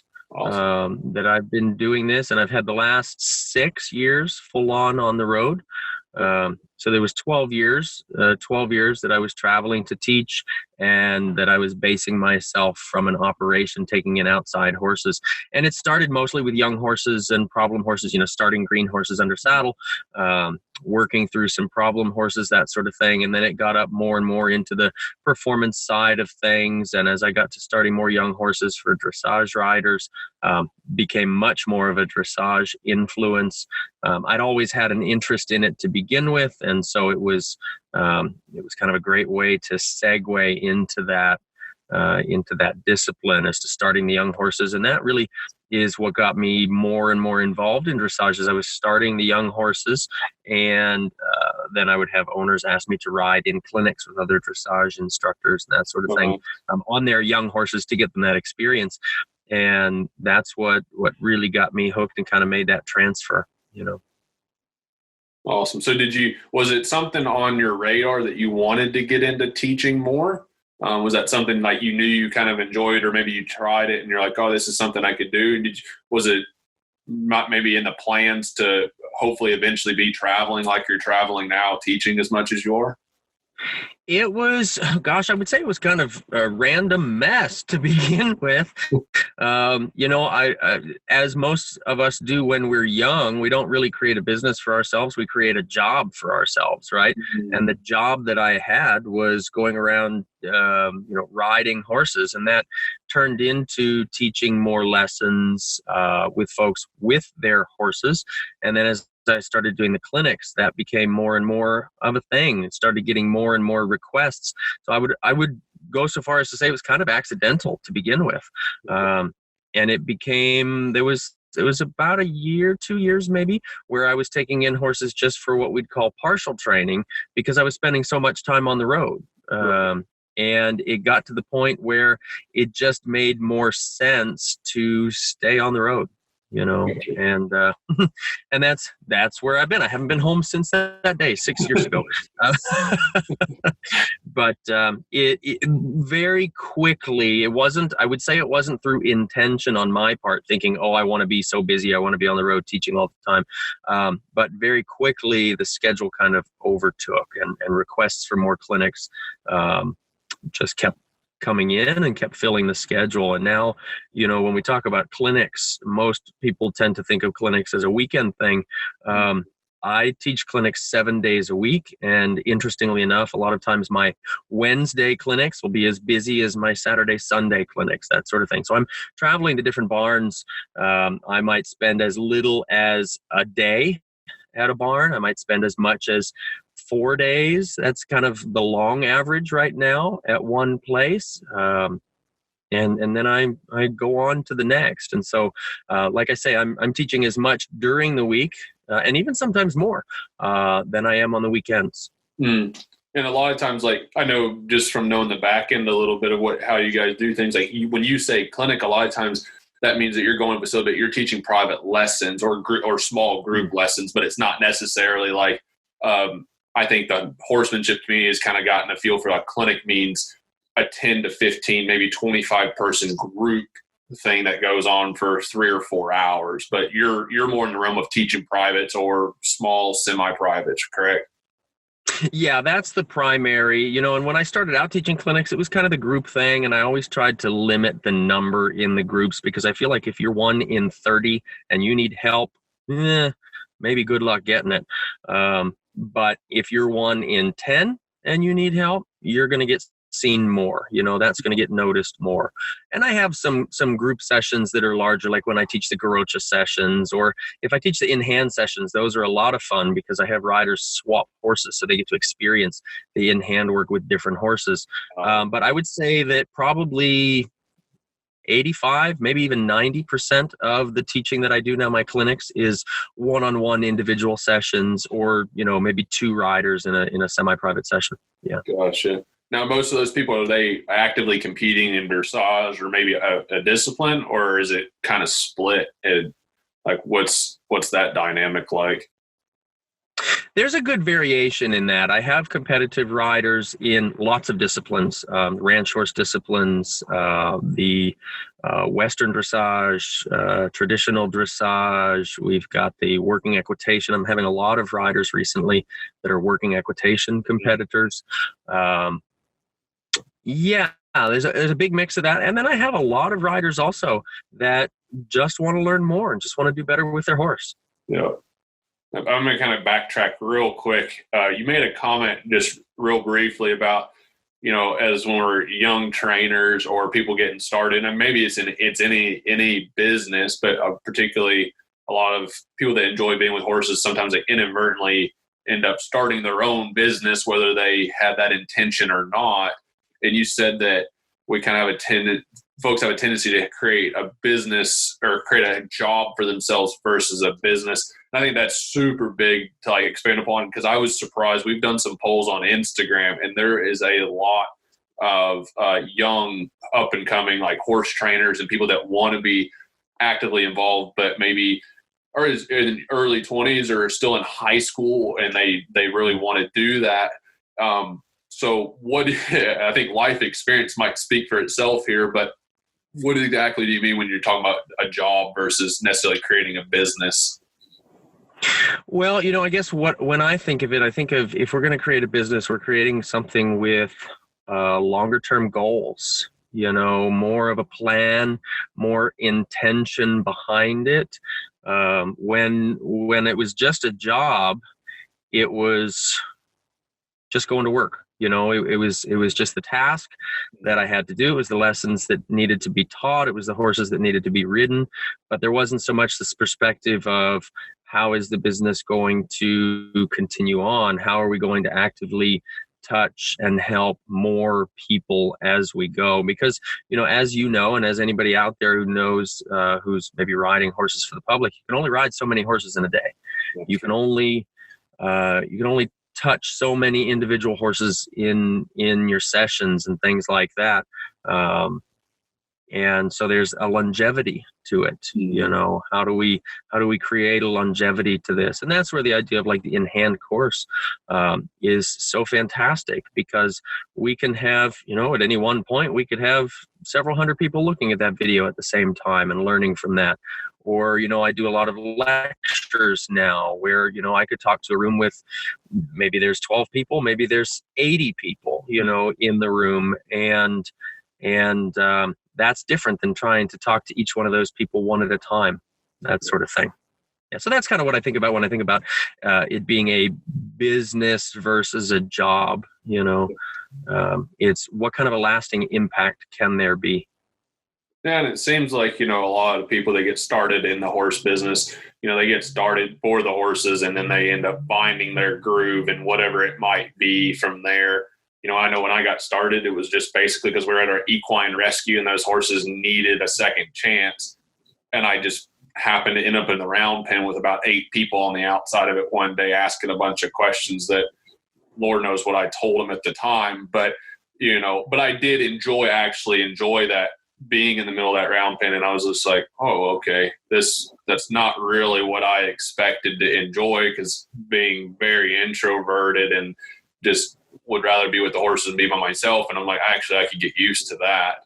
And then, then you stumble upon that you can actually do it for a living, Right. And it isn't just about, and that was why we started this podcast. And, you do a lot of videos. You have you have your podcast talking about horses and all this stuff. And I think you probably would agree, I don't want to speak for you here, but as a way to reach more people in mass, so that we can hopefully be providing enough value to help those people and their horses continue down their own journey, whether it is in the competition ring or not.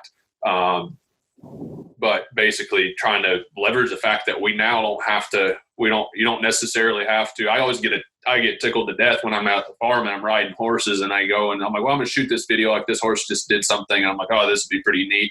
And I shoot it, and I didn't see anybody, because all I did was go from the house to the car to the barn, ride the horses, come back home. And I might have seen 3 people that day, but the video got seen by, 3, 4, 5,000 people. And, we've never had that kind of opportunity really before, besides actually getting in front of the physical bodies. And so from like an education standpoint, that's so awesome to be able to like connect with those people routinely. And they might be in, like you said earlier, like they might be somewhere in the middle of Europe or Australia or New Zealand, and you can still get that message across and still be helping people progress, which is, I don't know, I always get super excited about that myself. Yeah, absolutely. Absolutely. 100%. So one thing I wanted to kind of ask you about, because, words are pretty important, and I know you're very intentional about the words you choose to use. When it comes to particularly describing our horses or how we go about doing things or how we perceive things. And you have your friend Mark Russell, who wrote Lessons in Lightness, and we often talk about lightness and softness. And so when you talk about those two concepts, how do you differentiate them, or how would you define the two? Because I'm basically asking you, like, what would the difference? What do you see the differences or the similarities in? And how would you kind of break down those two between lightness and softness? Oh boy. Oh boy, here comes the can of worms. So yeah, and Mark's book actually, Mark passed and his wife Hala just re-released. They were working on a revised edition of that, and that's just been released actually. So I'm looking forward to reading that now, that Lessons in Lightness, second edition. So just for any of your listeners out there that are interested, that maybe have or even haven't been introduced to Mark or his original book, Lessons in Lightness, there's a new revision of it out now that I would definitely recommend that everybody pick up a copy of. But when we talk about lightness versus softness, that can be tricky. And of course, like you said, it's about words, right? It's about semantics. It's about translation and how we would feel or think about each of those words individually, and then how we would compare them. When I think about softness, sometimes I think about it like when you're telling a rider to relax on their horse. Well, you can relax on your horse to the point that structurally you're useless to your horse. Right? If you're just a relaxed sack of flour on top of your horse, you're not going to be helping him, right? Necessarily. You're not going to be holding any kind of structure for the horse as a point of reference necessarily. When I talk about softness, sometimes I think of it that way. You can get a horse soft, and that can go, I think, the other way, right? I remember when I was riding with Ray. Actually, I remember the filly I was riding with Ray, little buckskin filly, cute little tiny thing. And I remember thinking from the first ride, I wanted to make sure I got that horse as soft as I could to everything. And man, you would pick up on the reins, and she wouldn't let the reins come up an inch. And she was soft and, what somebody might call bridled up, or in what you might call a soft feel. Mm-hmm. And I remember Ray talking once, if you work too much on that, you end up disconnecting from the feet. That was not exactly how he said it, but that was the gist of what I understood of it. And by darned if he wasn't right. One day that horse got, kind of a wild hair sideways, and she got upset, and I picked up on the rein, and she come into this prettiest frame and took off the other way. So that was a horse that we had softness, but I definitely would not call that lightness. And I certainly wouldn't call it any semblance or form of control really in those moments. So what I find, and we see this sometimes with this obsession with a soft feel, and that's something that, I might ruffle some feathers talking about it this way, and I hope that's not the case, but I'm just going to call it as I see it. You asked me the question, so it's me getting to answer, right? Right. When we talk about a soft feel, oftentimes what I see happening there is we get this flexion, this vertical flexion in the face, and maybe a rounding of the neck that stops in the neck. There's nothing that travels behind the neck in that case. And so we end up with a horse in a pretty frame, I guess, pretty to the uninitiated rider that's not aware of what's happening in the rest of the body, I guess. But then we end up with a horse that's just heavy on the forehand and struggles to come off the forehand, because anytime you pick up on the rein, he's been taught essentially through this soft feel to kind of hide behind the bridle, hide behind the reins into a soft pocket. Right. And there was a time when I thought that was great, because you pick up on the rein and the horse doesn't weigh anything in your hands and all that stuff. But if he's heavy in the rest of his body, it doesn't matter. Yep. If you can't operate the body with the lightness. And so here's where the lightness comes in. Right. So to me, if I were to talk about a soft feel, I would say that soft feel starts in the haunches and ends in your hands. It comes the whole way through the body and then to your hands. And that's more what, to me, lightness would be. Can you control any one of the feet? Can you influence the body with a lightness of your aids, whether your horse is reaching forward into a contact or elevating to a contact or coming sideways, I don't know, sideways to a contact, anything like that. Can we control that and have it all be Maybe weightless would be the idea I would think about. But there would be a structure to it, right? It wouldn't be, sometimes if we think about a soft feel, we think about a lot of, in our foundation work, right? We break apart a horse's body parts so that we could talk to each one of them individually. If that's all we do, we end up having 3 or 4 different pieces of a horse and they're not connected, right? Yep. So I joke about a horse being 4 different horses and none of them are on speaking terms, right? Mm-hmm. You try to move one and the others just kind of wander around somewhere. Right. Whereas the lightness would be a connection of all of those pieces. Well, isn't that interesting that, like, with the soft feel concept, and I'm sure someone's going to get their feathers ruffled, but it is interesting because it's the same. It comes from a lot of the same school of thought, or the same teachers that have taught, that have a bit of a platform to teach that. And it is about the reins being connected to the feet. Mm-hmm. But yet, when we work on a soft feel, particularly, there seems to be a bit of a disconnect sometimes because those horses do travel heavy on the forehand. And I guess when you break it down like that, it seems to be disconnected because in one moment it has one meaning where those reins should be making a change in the horse's feet. Of course, like you're talking about lightness now, to where if I do pick up on the reins, I want my horses not just to change vertically, but then to rebalance maybe over the hocks and to elevate the front end. But yet when we talk about soft feel, sometimes it's just that softness in the bridle, mm-hmm. and not necessarily a softness in the feet, in the balance of the horse, which I don't know, to me, it just gets pretty interesting because it's 2 messages from the same mouth. But yet they don't work together. Like you have to have it one way or the other, it seems like, in that situation. Yeah. I guess if I were to make another parallel, because you know me and my analogies, right? Like I've always got to have a story to go with everything. And that's just how I learn, right? And I find that that's helpful a lot of the time. If I were to talk about lightness, we're talking, when we're talking about influencing the horse's balance, right? And frame and carriage and that sort of thing. I would think of it like yoga, right? You can be, let's say, we're taking a yoga class and you're in tree pose or more advanced poses like crow or crane or something like that. Those are balances that you can hold with a high degree of lightness.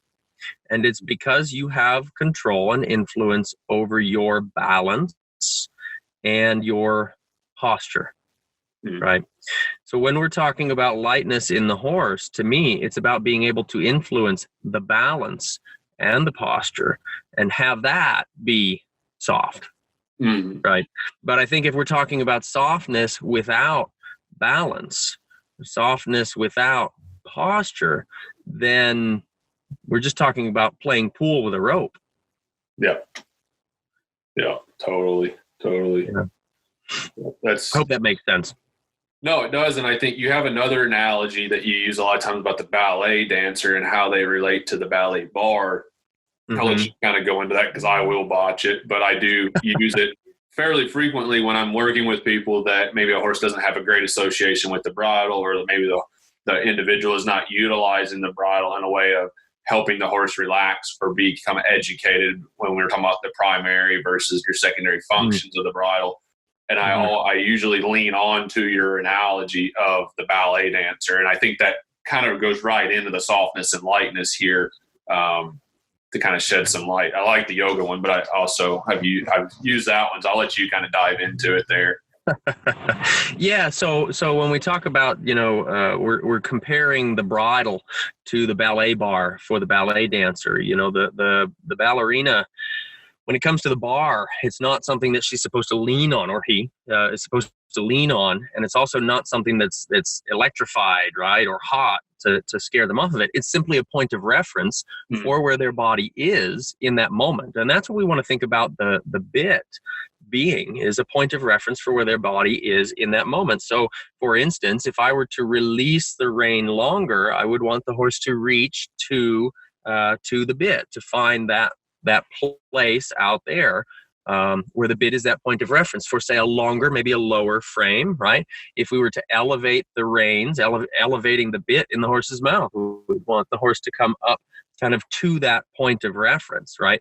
Not something where we're pulling on it and we're placing the horse in that position. We're adjusting where that hangs, and the horse is adjusting themselves to meet that position, just like we would meet the bar.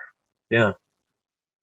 Yeah, I think that's so fundamental, because like you just, if you can take everything that's kind of been discussed and start wrapping it up and finding a way to put it in order per se. And it's more about, it's not like when I think about horse training, like there's certain skill sets, like you need to be able to handle your lead rope, or you need to be able to manage your reins, or you need to know where your spur is. Like there's hard skill sets that just take practice and time, and like you can work on your timing and you can work on your balance, but I don't know if we even want to touch the word feel in this, but but at the same time, like it's not so much necessarily about one, this exercise is going to fix this, as it is understanding the key, like just fundamental concepts, and then adjusting that to help the horse from where they're at and from where the rider is at. And that's pretty much going into like how you're adjusting that bridle, and the horse understanding that it is a point of reference for where we would like them to be, but it still plays right back into what we were talking about a minute ago about understanding those reins being connected down to the horse's feet. And it's just all one big web, and it's at this point, like we've been on here long enough that a lot of the things that we talked about at the very beginning and the things that we're talking about now, it's just starting to lock together and put that together. So I know for me, I'm like, all right, yeah, like we're getting, hopefully everybody else is kind of clicking onto this as well.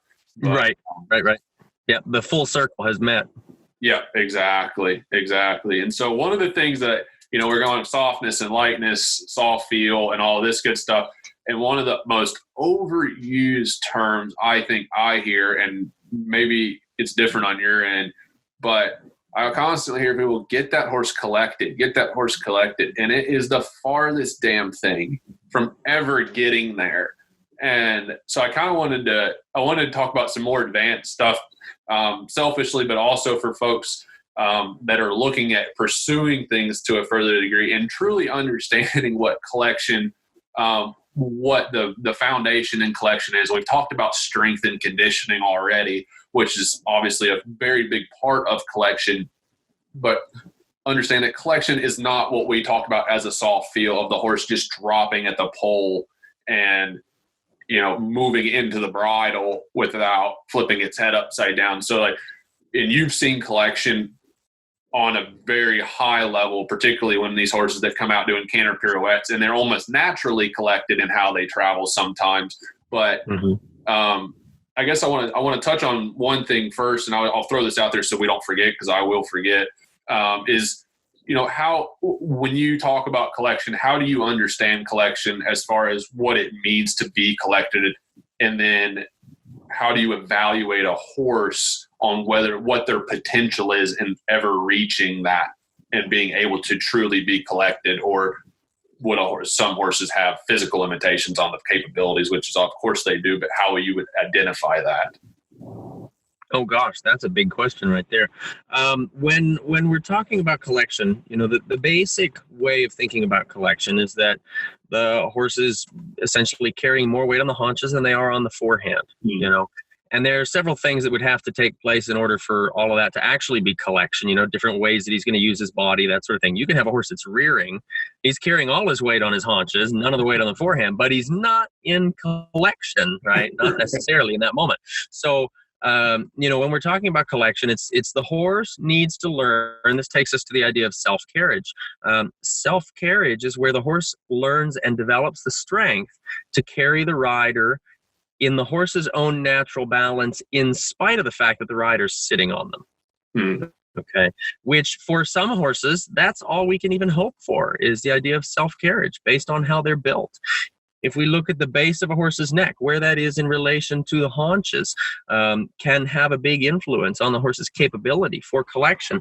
And some of the horses will surprise us, in giving us more than they look like they maybe could. So if I'm evaluating one, base conformation, I want to see kind of where we talk about the core of the neck and the core of the sacrum, kind of the driving forces on both ends, where those are in relation to each other. The closer they are to balanced, the easier it would be for a horse to collect. But, even with that said, I know several horses that we would call naturally very downhill that can come up into a really good balance and even border on collection. They'd need more time to develop more strength before we can, shift even more weight back and call it collection. But so a lot of that is postural, in that case. And so the horse can, again, sometimes surprise us. But the idea of collection, where the face is, generally speaking, has nothing to do with the collection. It's where the weight is and where where the front end is in relation to the back end, basically. Yeah.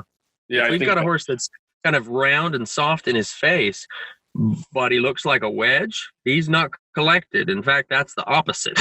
Right. That's it. Yeah. I think that's huge, is that, a lot of times, and I know Craig Johnson has said this time and time again, but a lot of times when we ride our horses, we kind of need to ride with that curtain out in front of us, right across to where there's not really worry so much about where the head is at, but focusing on where the feet are and helping that horse's balance. And, usually I find once if there's relaxation problems or tension problems, or if there's a lack of understanding in what we're asking the horse to do with their feet, once the relaxation, the focus, and the understanding kick in on what's being asked, usually the head takes care of itself. Yes. But I think when we talk about a higher level and we're talking about collection, it's, I think a lot of people, they see from the shoulder forward. They don't. Right. Exactly. When you think of collection, you think about that image of how that horse looks with its head nice and tucked, and maybe it looks elevated because it is, but it's not nearly as focused on the haunches as it is like, oh, that's what the head looks like. So we spend so much time riding the face of the horse trying to get it collected, versus what you just said is, it's not so much about where the face is, has way more to do about where the balance is and how much weight is back over the hocks. And then I guess evaluating a horse that would be quote unquote truly collected, how exactly, what would define a horse that has is capable or is in the process of doing that? Is that a canter pirouette or and at the most high degree, or what do you see? What is a horse capable of doing that exemplifies true collection? Oh, it can be anything from rein back to the walk. Collected walk is actually really challenging for a horse. Oftentimes, and I'm going to think in a very general way because I don't want to mislead the listeners. But without a horse in front of us to really talk to about that, a lot of times what I would think about is, if we look at the rider, I think of the rider as the center pole for the carousel horse, right? If the horse, now we're talking, first he's relaxed, then he's kind of understanding of the aids and all these other prerequisites, right? The horse in front of the rider, if he's up, and the horse behind the rider is down, right? And thinking of bascule, is there an upward arch in front of the rider? Is there a downward arch behind the rider? That's kind of, I guess, what I'd be thinking of if I were in my mind's eye right now looking at the idea of collection, right? And we talk about, if we've got, if we're in a gait that's diagonalized, do we have kind of the even V's from the horse's hind leg to front leg? Do we have the parallel lines running through the front legs and the hind legs? That's something that we'd look at as well. Does the horse look as though he's traveling up a hill, even though he's on level ground? Maybe that's another way to think about it. There's a lot of ways to talk about it, but none of them would involve where the face is. Right. And that's what we keep getting back to. And oftentimes for a lot of horses, riders get so damned obsessed with this idea of the vertical, putting the horse's face on the vertical. If you've got a horse with we'll call it a thick throat latch, and you pull his face to the vertical, you're actually going to limit the movement in his hind legs because of that. So oftentimes where our horse needs to be in the face is a few degrees or maybe even several degrees out in front of the vertical. But obsessing over the vertical causes a rider to maybe pull on the reins to try to shape the face instead of adjusting the balance. And when we shape the face without adjusting the balance, we will always pull the horse down onto the forehand. But only 100% of the time. So yeah, that's right. So 0% chance. Right. Yeah, I think that's absolutely huge. Is just understanding sometimes maybe even if you don't have a horse that has the conformation, the physical capabilities of reaching what true collection may be, but being able to recognize the difference. Because I think a lot of people that follow both of us, we both have professionals that follow us, but we also have a lot of adult amateur riders that do as well. And sometimes they're out looking for a trainer, and I think it's important that they have, that we all try to educate ourselves as much as possible to have the true understanding. So when someone uses certain terminology and says, oh, do you see that X, Y, and Z is happening, that we have a bit of experience being able to recognize whether that's true or not.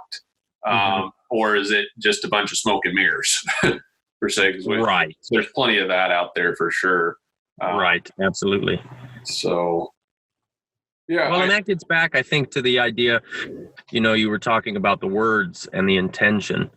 It gets back to what do those words actually mean? And it's worth looking them up every now and then. I have, when I do my lectures, particularly my anatomy lecture as it relates to balance and collection, I asked the question, what is collection? And I had a clinic a couple years ago, or lecture, where I asked this question. There was maybe 50 folks in the room, and everybody got really silent, and one guy in the back corner stood up and he said, well, that's when the haunches carry more weight than the forehand does. And everybody looked at him, and he was one of these horse husbands, that just is very supportive and that sort of thing. But, you never really hear answers like that come from horse husbands because they're always hiding in the back of the room, right? Mm-hmm. So he was hiding in the back of the room, and still he answered the question, and everybody looked at him like, where did that come from? And he holds up his phone and he says, Google, duh. But sometimes what we have to do is look up the definition of these words we're talking about. Yeah, I think 100%. I know that when I do videos or I'm getting ready to do a post and there's maybe something that's been on my mind, I'm like, what does that truly mean? And it might mean, certainly Webster might have its own definition, but then we certainly have our own experience with that word. That we kind of have to take that into consideration. And I know I found myself a lot talking, because I get these horses in training. They don't send me the easiest ones. And so but I would try to tell the owners, and I would at first try to have just like our horses. I did a video on horses that are grouchy about the leg aids this morning. And And so I even went back and I was listening to it on the way back from the barn. And I was like, those two words that I used that I didn't like how I used them. And I know that if someone was paying enough attention that it would change the context of the message, and it wasn't how I intended it to come across. And that's so important with our horses, because if that intention or manifestation on a certain word that we use with them can change the outcome totally with those horses. And one of the concepts I found with my clients was they would send me spoiled horses. And I try to tell them, like, unless you want to undermine your investment while you're sending it with me, why don't we play by the rules that within the structure that we have in place in our facility? Otherwise, when you come 2 or 3 times a week, you're not doing your horse any favors, essentially, by doing what you're doing, because when he does that with me, there's going to be a line. And it's not fair to him. And if you're spending money every day, and I would break it down and say, this is what you're spending every day. And if you undermine that 50%, you just threw that much money down the drain. And some people that clicks with, right? Some people understand the numbers. Other people, you have to go more emotional side. And I always try to like let them understand that. And I eventually was like, someone finally asked me in the clinic, and they're like, well, what do you define as spoiled? Like, what does spoiled mean? And I had just gotten lucky that I had started to try to define that word a few weeks earlier for that same purpose, because what one person considered spoiled and what another person considers as spoiled could be two totally different things. But the definition of it was that to overindulge or to harm the character of was the definition of spoiled. So to overindulge or harm the character of. And I was like, I don't care what it is. Like that to me really well summed it up for whatever it might be, whether it was, I mean, I'm not opposed to treats, but say it was a treat problem, or horses that are overstimulated and you're overindulging them with maybe attention, or whatever the case may be. And so when we started to define it that way, people go, oh, okay. Because I told somebody yesterday, I was like, free time with horses, or with people will make a tyrant of anybody. Like, right. We'll all find a way to get in trouble. And I know, like, I kind of keep myself busy because it keeps me out of trouble. And I wrote down in my journal that I was like, is that a lack of discipline or like what's going on there? So that's just something else I'm overthinking probably. But, you know, like to define those words is so, so crucial, because otherwise it's just gray. And then we try to explain that to our horse. And then they're like, well, what does it mean? You know, and they're not trying to be a smart ass necessarily, but they kind of want to know what's true. Like, what is rock? What is it? What's the solid piece in that? And like, what do you actually mean? And if we can't answer that, that certainly poses some gray area where the horse might go, well, if you don't really know, I might have to start filling in there a little bit. Absolutely. And then pretty quick, somebody calls that disrespect. Right. Where really that word, if we really want to pare it down, disrespect is not a good word to use with a horse. You know, we're simply talking about lack of understanding based on lack of consistency on our part. Well, that's exactly it. Because we look at leadership and we can dive into like the herd dynamic side of it. But, you know, if you have a herd of 3 horses and you take one horse out of the equation and that horse goes somewhere else, that herd dynamic changes. It doesn't stay the same. Those 2 horses are then going to still have to have a conversation between themselves on who is the leader in that. Or if you have 3 horses and you add a new horse into the mix, that whole structure is going to change. But it's not like you can take a horse out or remove or add a horse in and expect it to just stay the same. It's always shifting. And I had a client here at the barn yesterday. I was discussing with her. I was like, you know, I feel like I have to wear 2 hats when I train horses for the public. One, because you're paying me to train your horse to do skill sets. I was like, but also like partnership goes a long, long, long way with these horses. And so I always tell people when they take them home, spend time with your horse, like ride them. They've been getting rode 5-6 days a week. So go ride them, but spend time with them that's productive so that you can do that, because that horse and I will have a partnership, even if it is strictly on a training horse basis.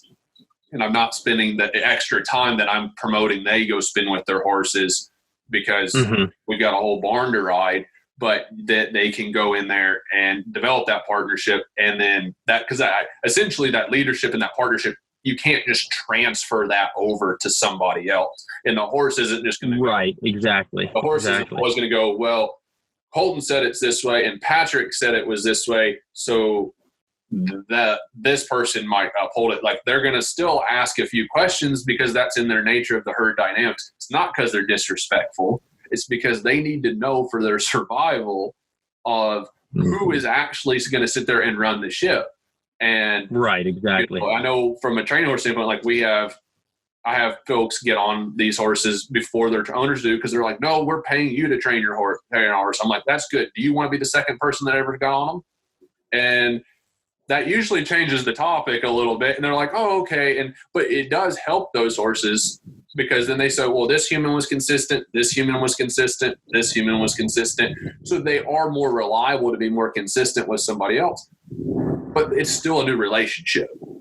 Right. Absolutely. And the hardest thing to untrain is inconsistency.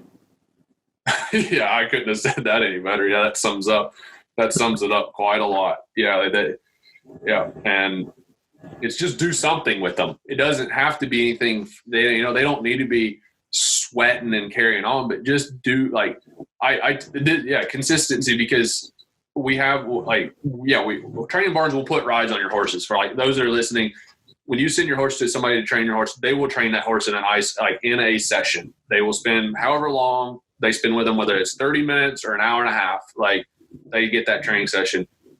And I tell folks, like, this might sound like I'm going to put myself out of business. I was like, but the bread and butter to what we do with our program is the consistency on how they get led to and from the paddock. It is how they act when they get fed. It is the fact if we're walking down the barn aisle and a horse is behaving in a certain way, the consistency in how we can respond to what that horse may or may not need in a certain moment, that the horses then become way more settled. But two, it reinforces the aid. It reinforces the training versus having someone that is doing a positive job with the training, but then having somebody that might be in charge of tacking up or taking the horse to the paddock and doing whatever they might be doing that might be going against the training. Completely negating the whole process. Yeah. 100%. So, how are you going on time? Oh, we're looking at, it's been about 2 hours, a little over. Holy moly. Yeah. See, this is where we got to be careful, man. This is where we get in trouble. Yeah. So, do you have a little bit of time to just go through a few more questions? Yeah, we can do that. Okay, cool. So I know I kind of touched on this earlier, but along the journey, like now you got started training horses.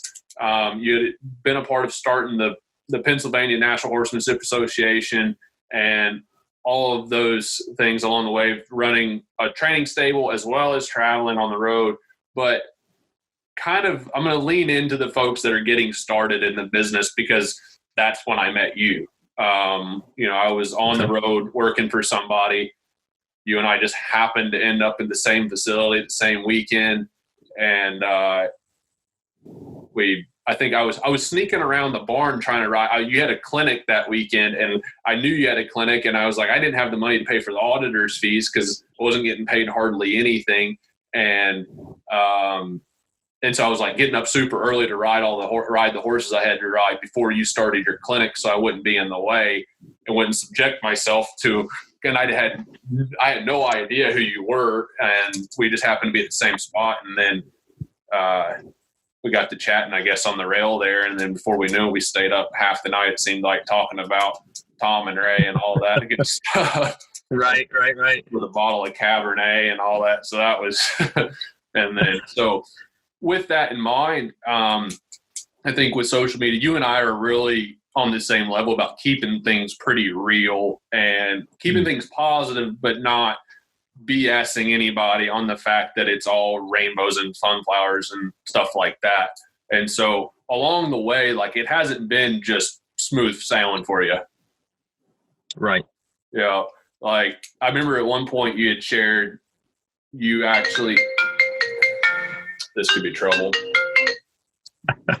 Oh, okay. We're still live. That was good. I turned it off. That was my phone running Facebook Live. So, oh gosh. Okay. Yeah, we're good though. So, it hasn't been all smooth sailing necessarily along the way. And at one point you were saying, like, even in the winters, I think that you're working like in a hotel, as like a maid or something like that to help make ends meet, and ended up, you're going to have to patch this up, but I'm just basically, can you dive into some of that stuff that wasn't necessarily the best of the best for those that are like maybe trying to bootstrap it right now and realize, like, oh gosh, because they can look at your Facebook and go, oh, he's got 20,000 people on there and he rides these really nice horses and he's the professional's professional, and he travels the world and goes all these places, and it's pretty easy to see that. And it's not necessarily the image that you put off by any means, but at the same time, you have a good business partner that does branding, and does convey a certain message, but the journey is the journey, and it's kind of what gets us to where we are. And there's a lot of times where I've called you, where other people have called you, because we know that you've been there before and can kind of relate to, I mean, there's stuff that you told me when I first started training horses on my own, and I'm like, yeah, no way. Like, that's not going to be true, or that can't. And then a year and a half later, I'm like, I know I didn't want to, I want to believe you as a friend, but I didn't want to believe you because I was like, nah, I can't be that way. And sure enough, like through the School of Hard Knocks, I'm like, well, damn, he was right. So can you like kind of dive in, shed light on whatever you want to shed light on there, but kind of just want to connect with the folks that are like, they're kind of going through those spots, or may not have gone through those spots yet, but they might be on the horizon at some point. Yeah, no, and just to clarify that whole maid thing, that was just an outfit that I wore when I worked for Chippendale as a dancer. That's what that was. Yeah, just want to make sure that I'm clear on that one. I don't want to be giving the wrong impression. Goodness, no. Well, the truth of it is that a lot of times where I was at that point in Western Pennsylvania, winters. If you don't have an indoor arena, winter can be a rather challenging season to be working. So there was plenty of times where there was work to be had elsewhere. I spent a couple years playing trainer at a zoo, actually, trained camels to ride under saddle, and handled alligators and bears and lions and all kinds of fun things. And that zoo actually had a hotel attached to it. And there was a time when, the weather was cold enough and there was no training to be had, but there was work to be had there. And when you got to pay the bills, humble pie tastes fine when you got bills to pay, Mm-hmm. There's been plenty of times, starting out when there were other jobs that needed to be worked to help make ends meet. And that's absolutely the truth of it. We joke about the diet of ramen noodles, and as young trainers, when you're starting out, sometimes ramen noodles seems like you're eating, you're going out in your Sunday best for something like that. It can be bleak, and you got to earn your dues, in those situations. And it's not to say, who knows, the state and economy might take, you might find yourself back in that next week, even if you're high on the hog right now, so it can be challenging as a young trainer, as a developing, when you're developing your business or you're developing your brand, you're doing any of those things, there's a lot that you've got to go through. There are hard times. There are times when you'll feel like you've got a barn full of horses, and a week later you've got a barn full of empty stalls, Yeah. So it can be challenging. And the biggest thing is that you've got to be willing, you got to be willing to go out there and work for it. And just, the big thing is just keep exposing yourselves to things and not get too high on yourself. I think that's a big piece. It'd be easy for a young trainer or any trainer to get high on themselves and think that they know what's going on and they should be working at a certain level when, sometimes, like I say, if there's bills to pay, you can be knocked down a peg or 10. Yeah, and I think, like you said, like one week you can be, whether it's horse training or whether that is like doing wave therapy or like any kind of service-based business, really. 1 week or 1 month, it could be going super, super well, and then the next it's not. And that's like I've noticed along the way, there's been a lot of people, and I'm sure you have, that were around when you first got started. And every year there might be less and less and less of that initial group that were. And it kind of comes down to, is it a job or a business, which is something that we kind of touched on earlier. If it's a job, you might just go find another job. But if you're developing that business, you might have to get creative in the immediate, in the present, to go ahead and pay those bills, but you're still looking at the longevity of the business and where you're going with things and understanding. I mean, I've been there. I've been there where we've been running on over a year wait list, and I've been at times where I'm like, please send them. like just send them, like Right. we'll take them, and it doesn't matter, what color or what conformation, like just send it. We'll do whatever we can. And there's other times where we got a wait list and we can turn horses away. And so, I think that's really important, because I've gotten a lot of insight from you along the ways when we do catch up about just business, I think so much of it is maybe not even so much business, but it's just perspective and making sure you're seeing things healthily. And I was on the phone with Dee yesterday, and we were talking about what's best for the horse, and this is more horse training specific. And you told me early on, like sometimes if you have something that's really athletic or something that has a lot of potential, you got to make sure that you got to look at what the owner's capability is and look at what the horse is. And sometimes it feels like you're taking out some of that potential, but you told me then it's what's best for the horse, because that horse has to go back to that person. And if you don't go ahead and get the horse maybe desensitized or a bit numb to excessive what the horse might be able to respond to, then it's not gonna be what's best for the horse, because it makes it more difficult for the horse and the rider. And that was something that I struggled with, and it, because I called you and I'm like, I probably said okay, but you probably could tell I was like, what the hell ever, like they can just ride better. And early on, for a couple months, I was like, just telling clients, I was like, you need to be riding. You need to go to the gym. You need to watch videos. Like, you need to be doing all these things, which they still should be doing. I still tell clients, like, when your horse is with me, like, still go ride, like, go to the gym, do all of these things. But I'm still as a trainer, as a professional, I'm making sure that we're preparing that horse for that person, rather than going, hey, he's a Grand Prix jumper, but you're an amateur rider. And so when you get him, just be a Grand Prix rider.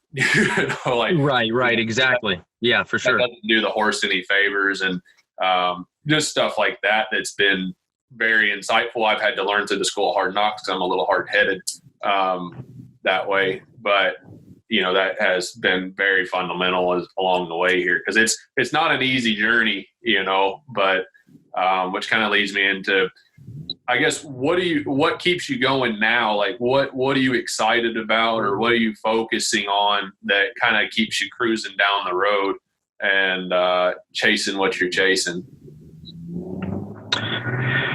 What keeps me going, I think a lot of times, is the next thing I might learn.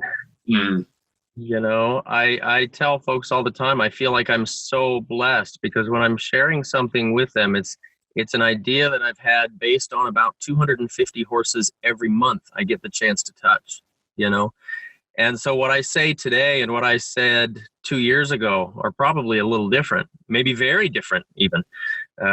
And a big part of what keeps me going is that, it's the constant learning.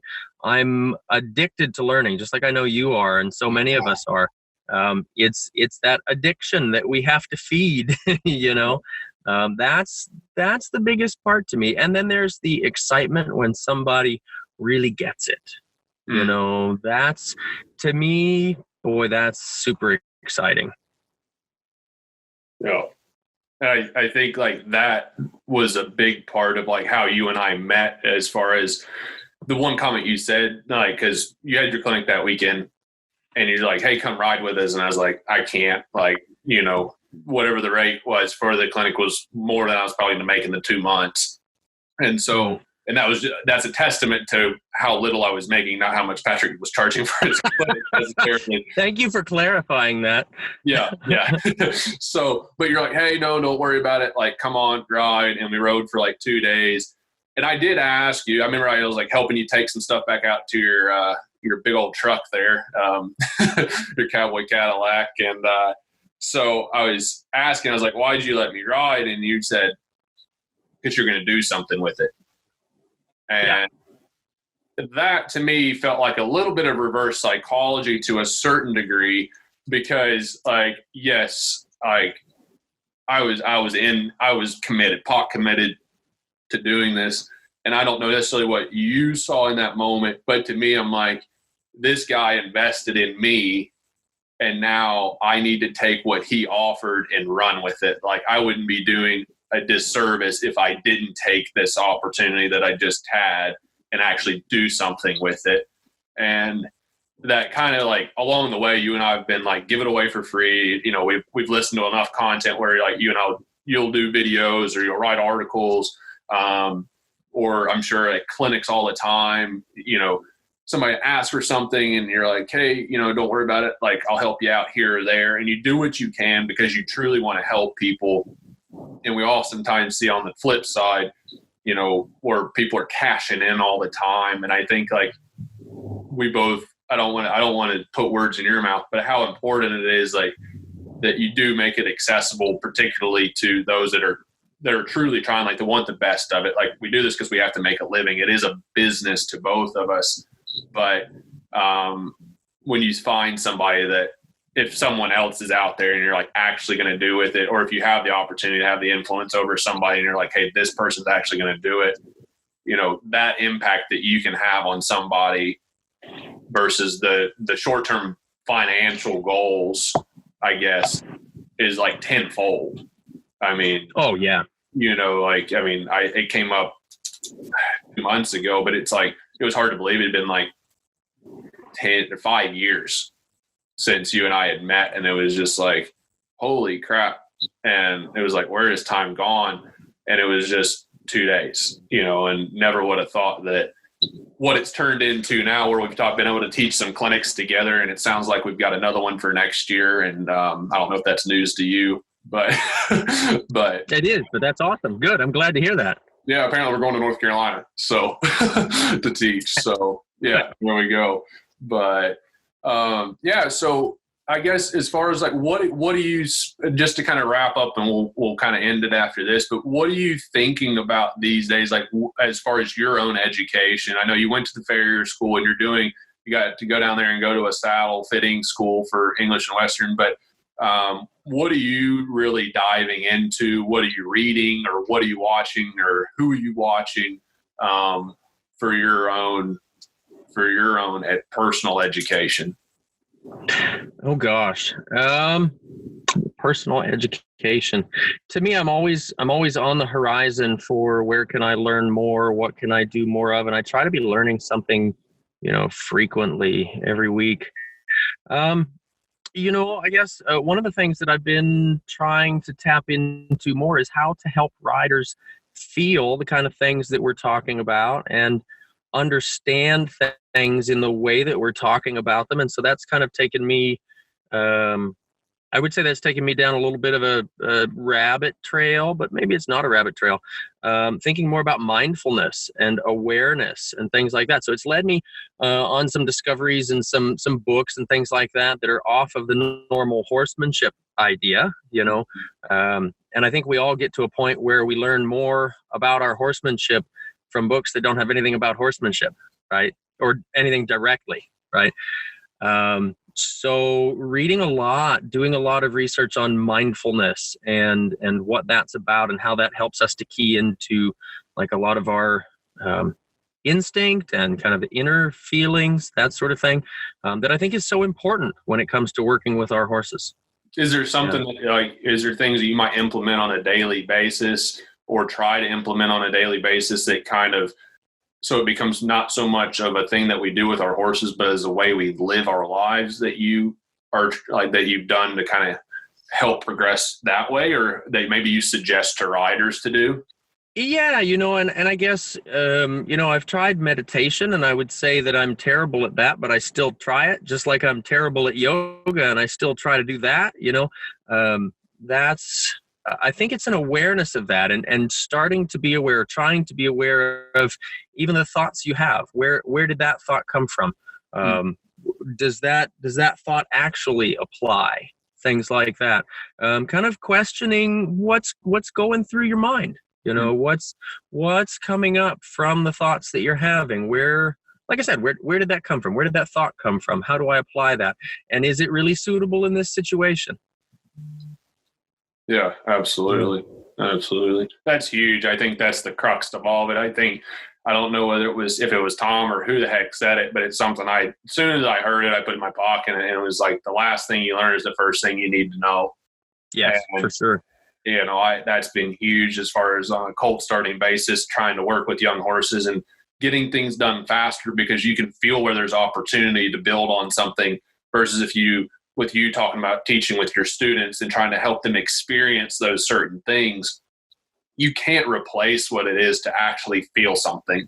Like, you can set it up and you can say, hey, you might even be able to see that the horse did what you're hoping that the rider will recognize. And you ask them, hey, did you feel that? And then you see that defeated look on their face, and they're just like, you're like, hey, no, it's fine. I just don't need you to lie to me, because we got to set this up again to help you. But then once you get that mindfulness, and, I tell people on the groundwork all the time, like, I can give you the exercise, but if you don't believe it's going to happen, there's no chance in hell it's going to happen.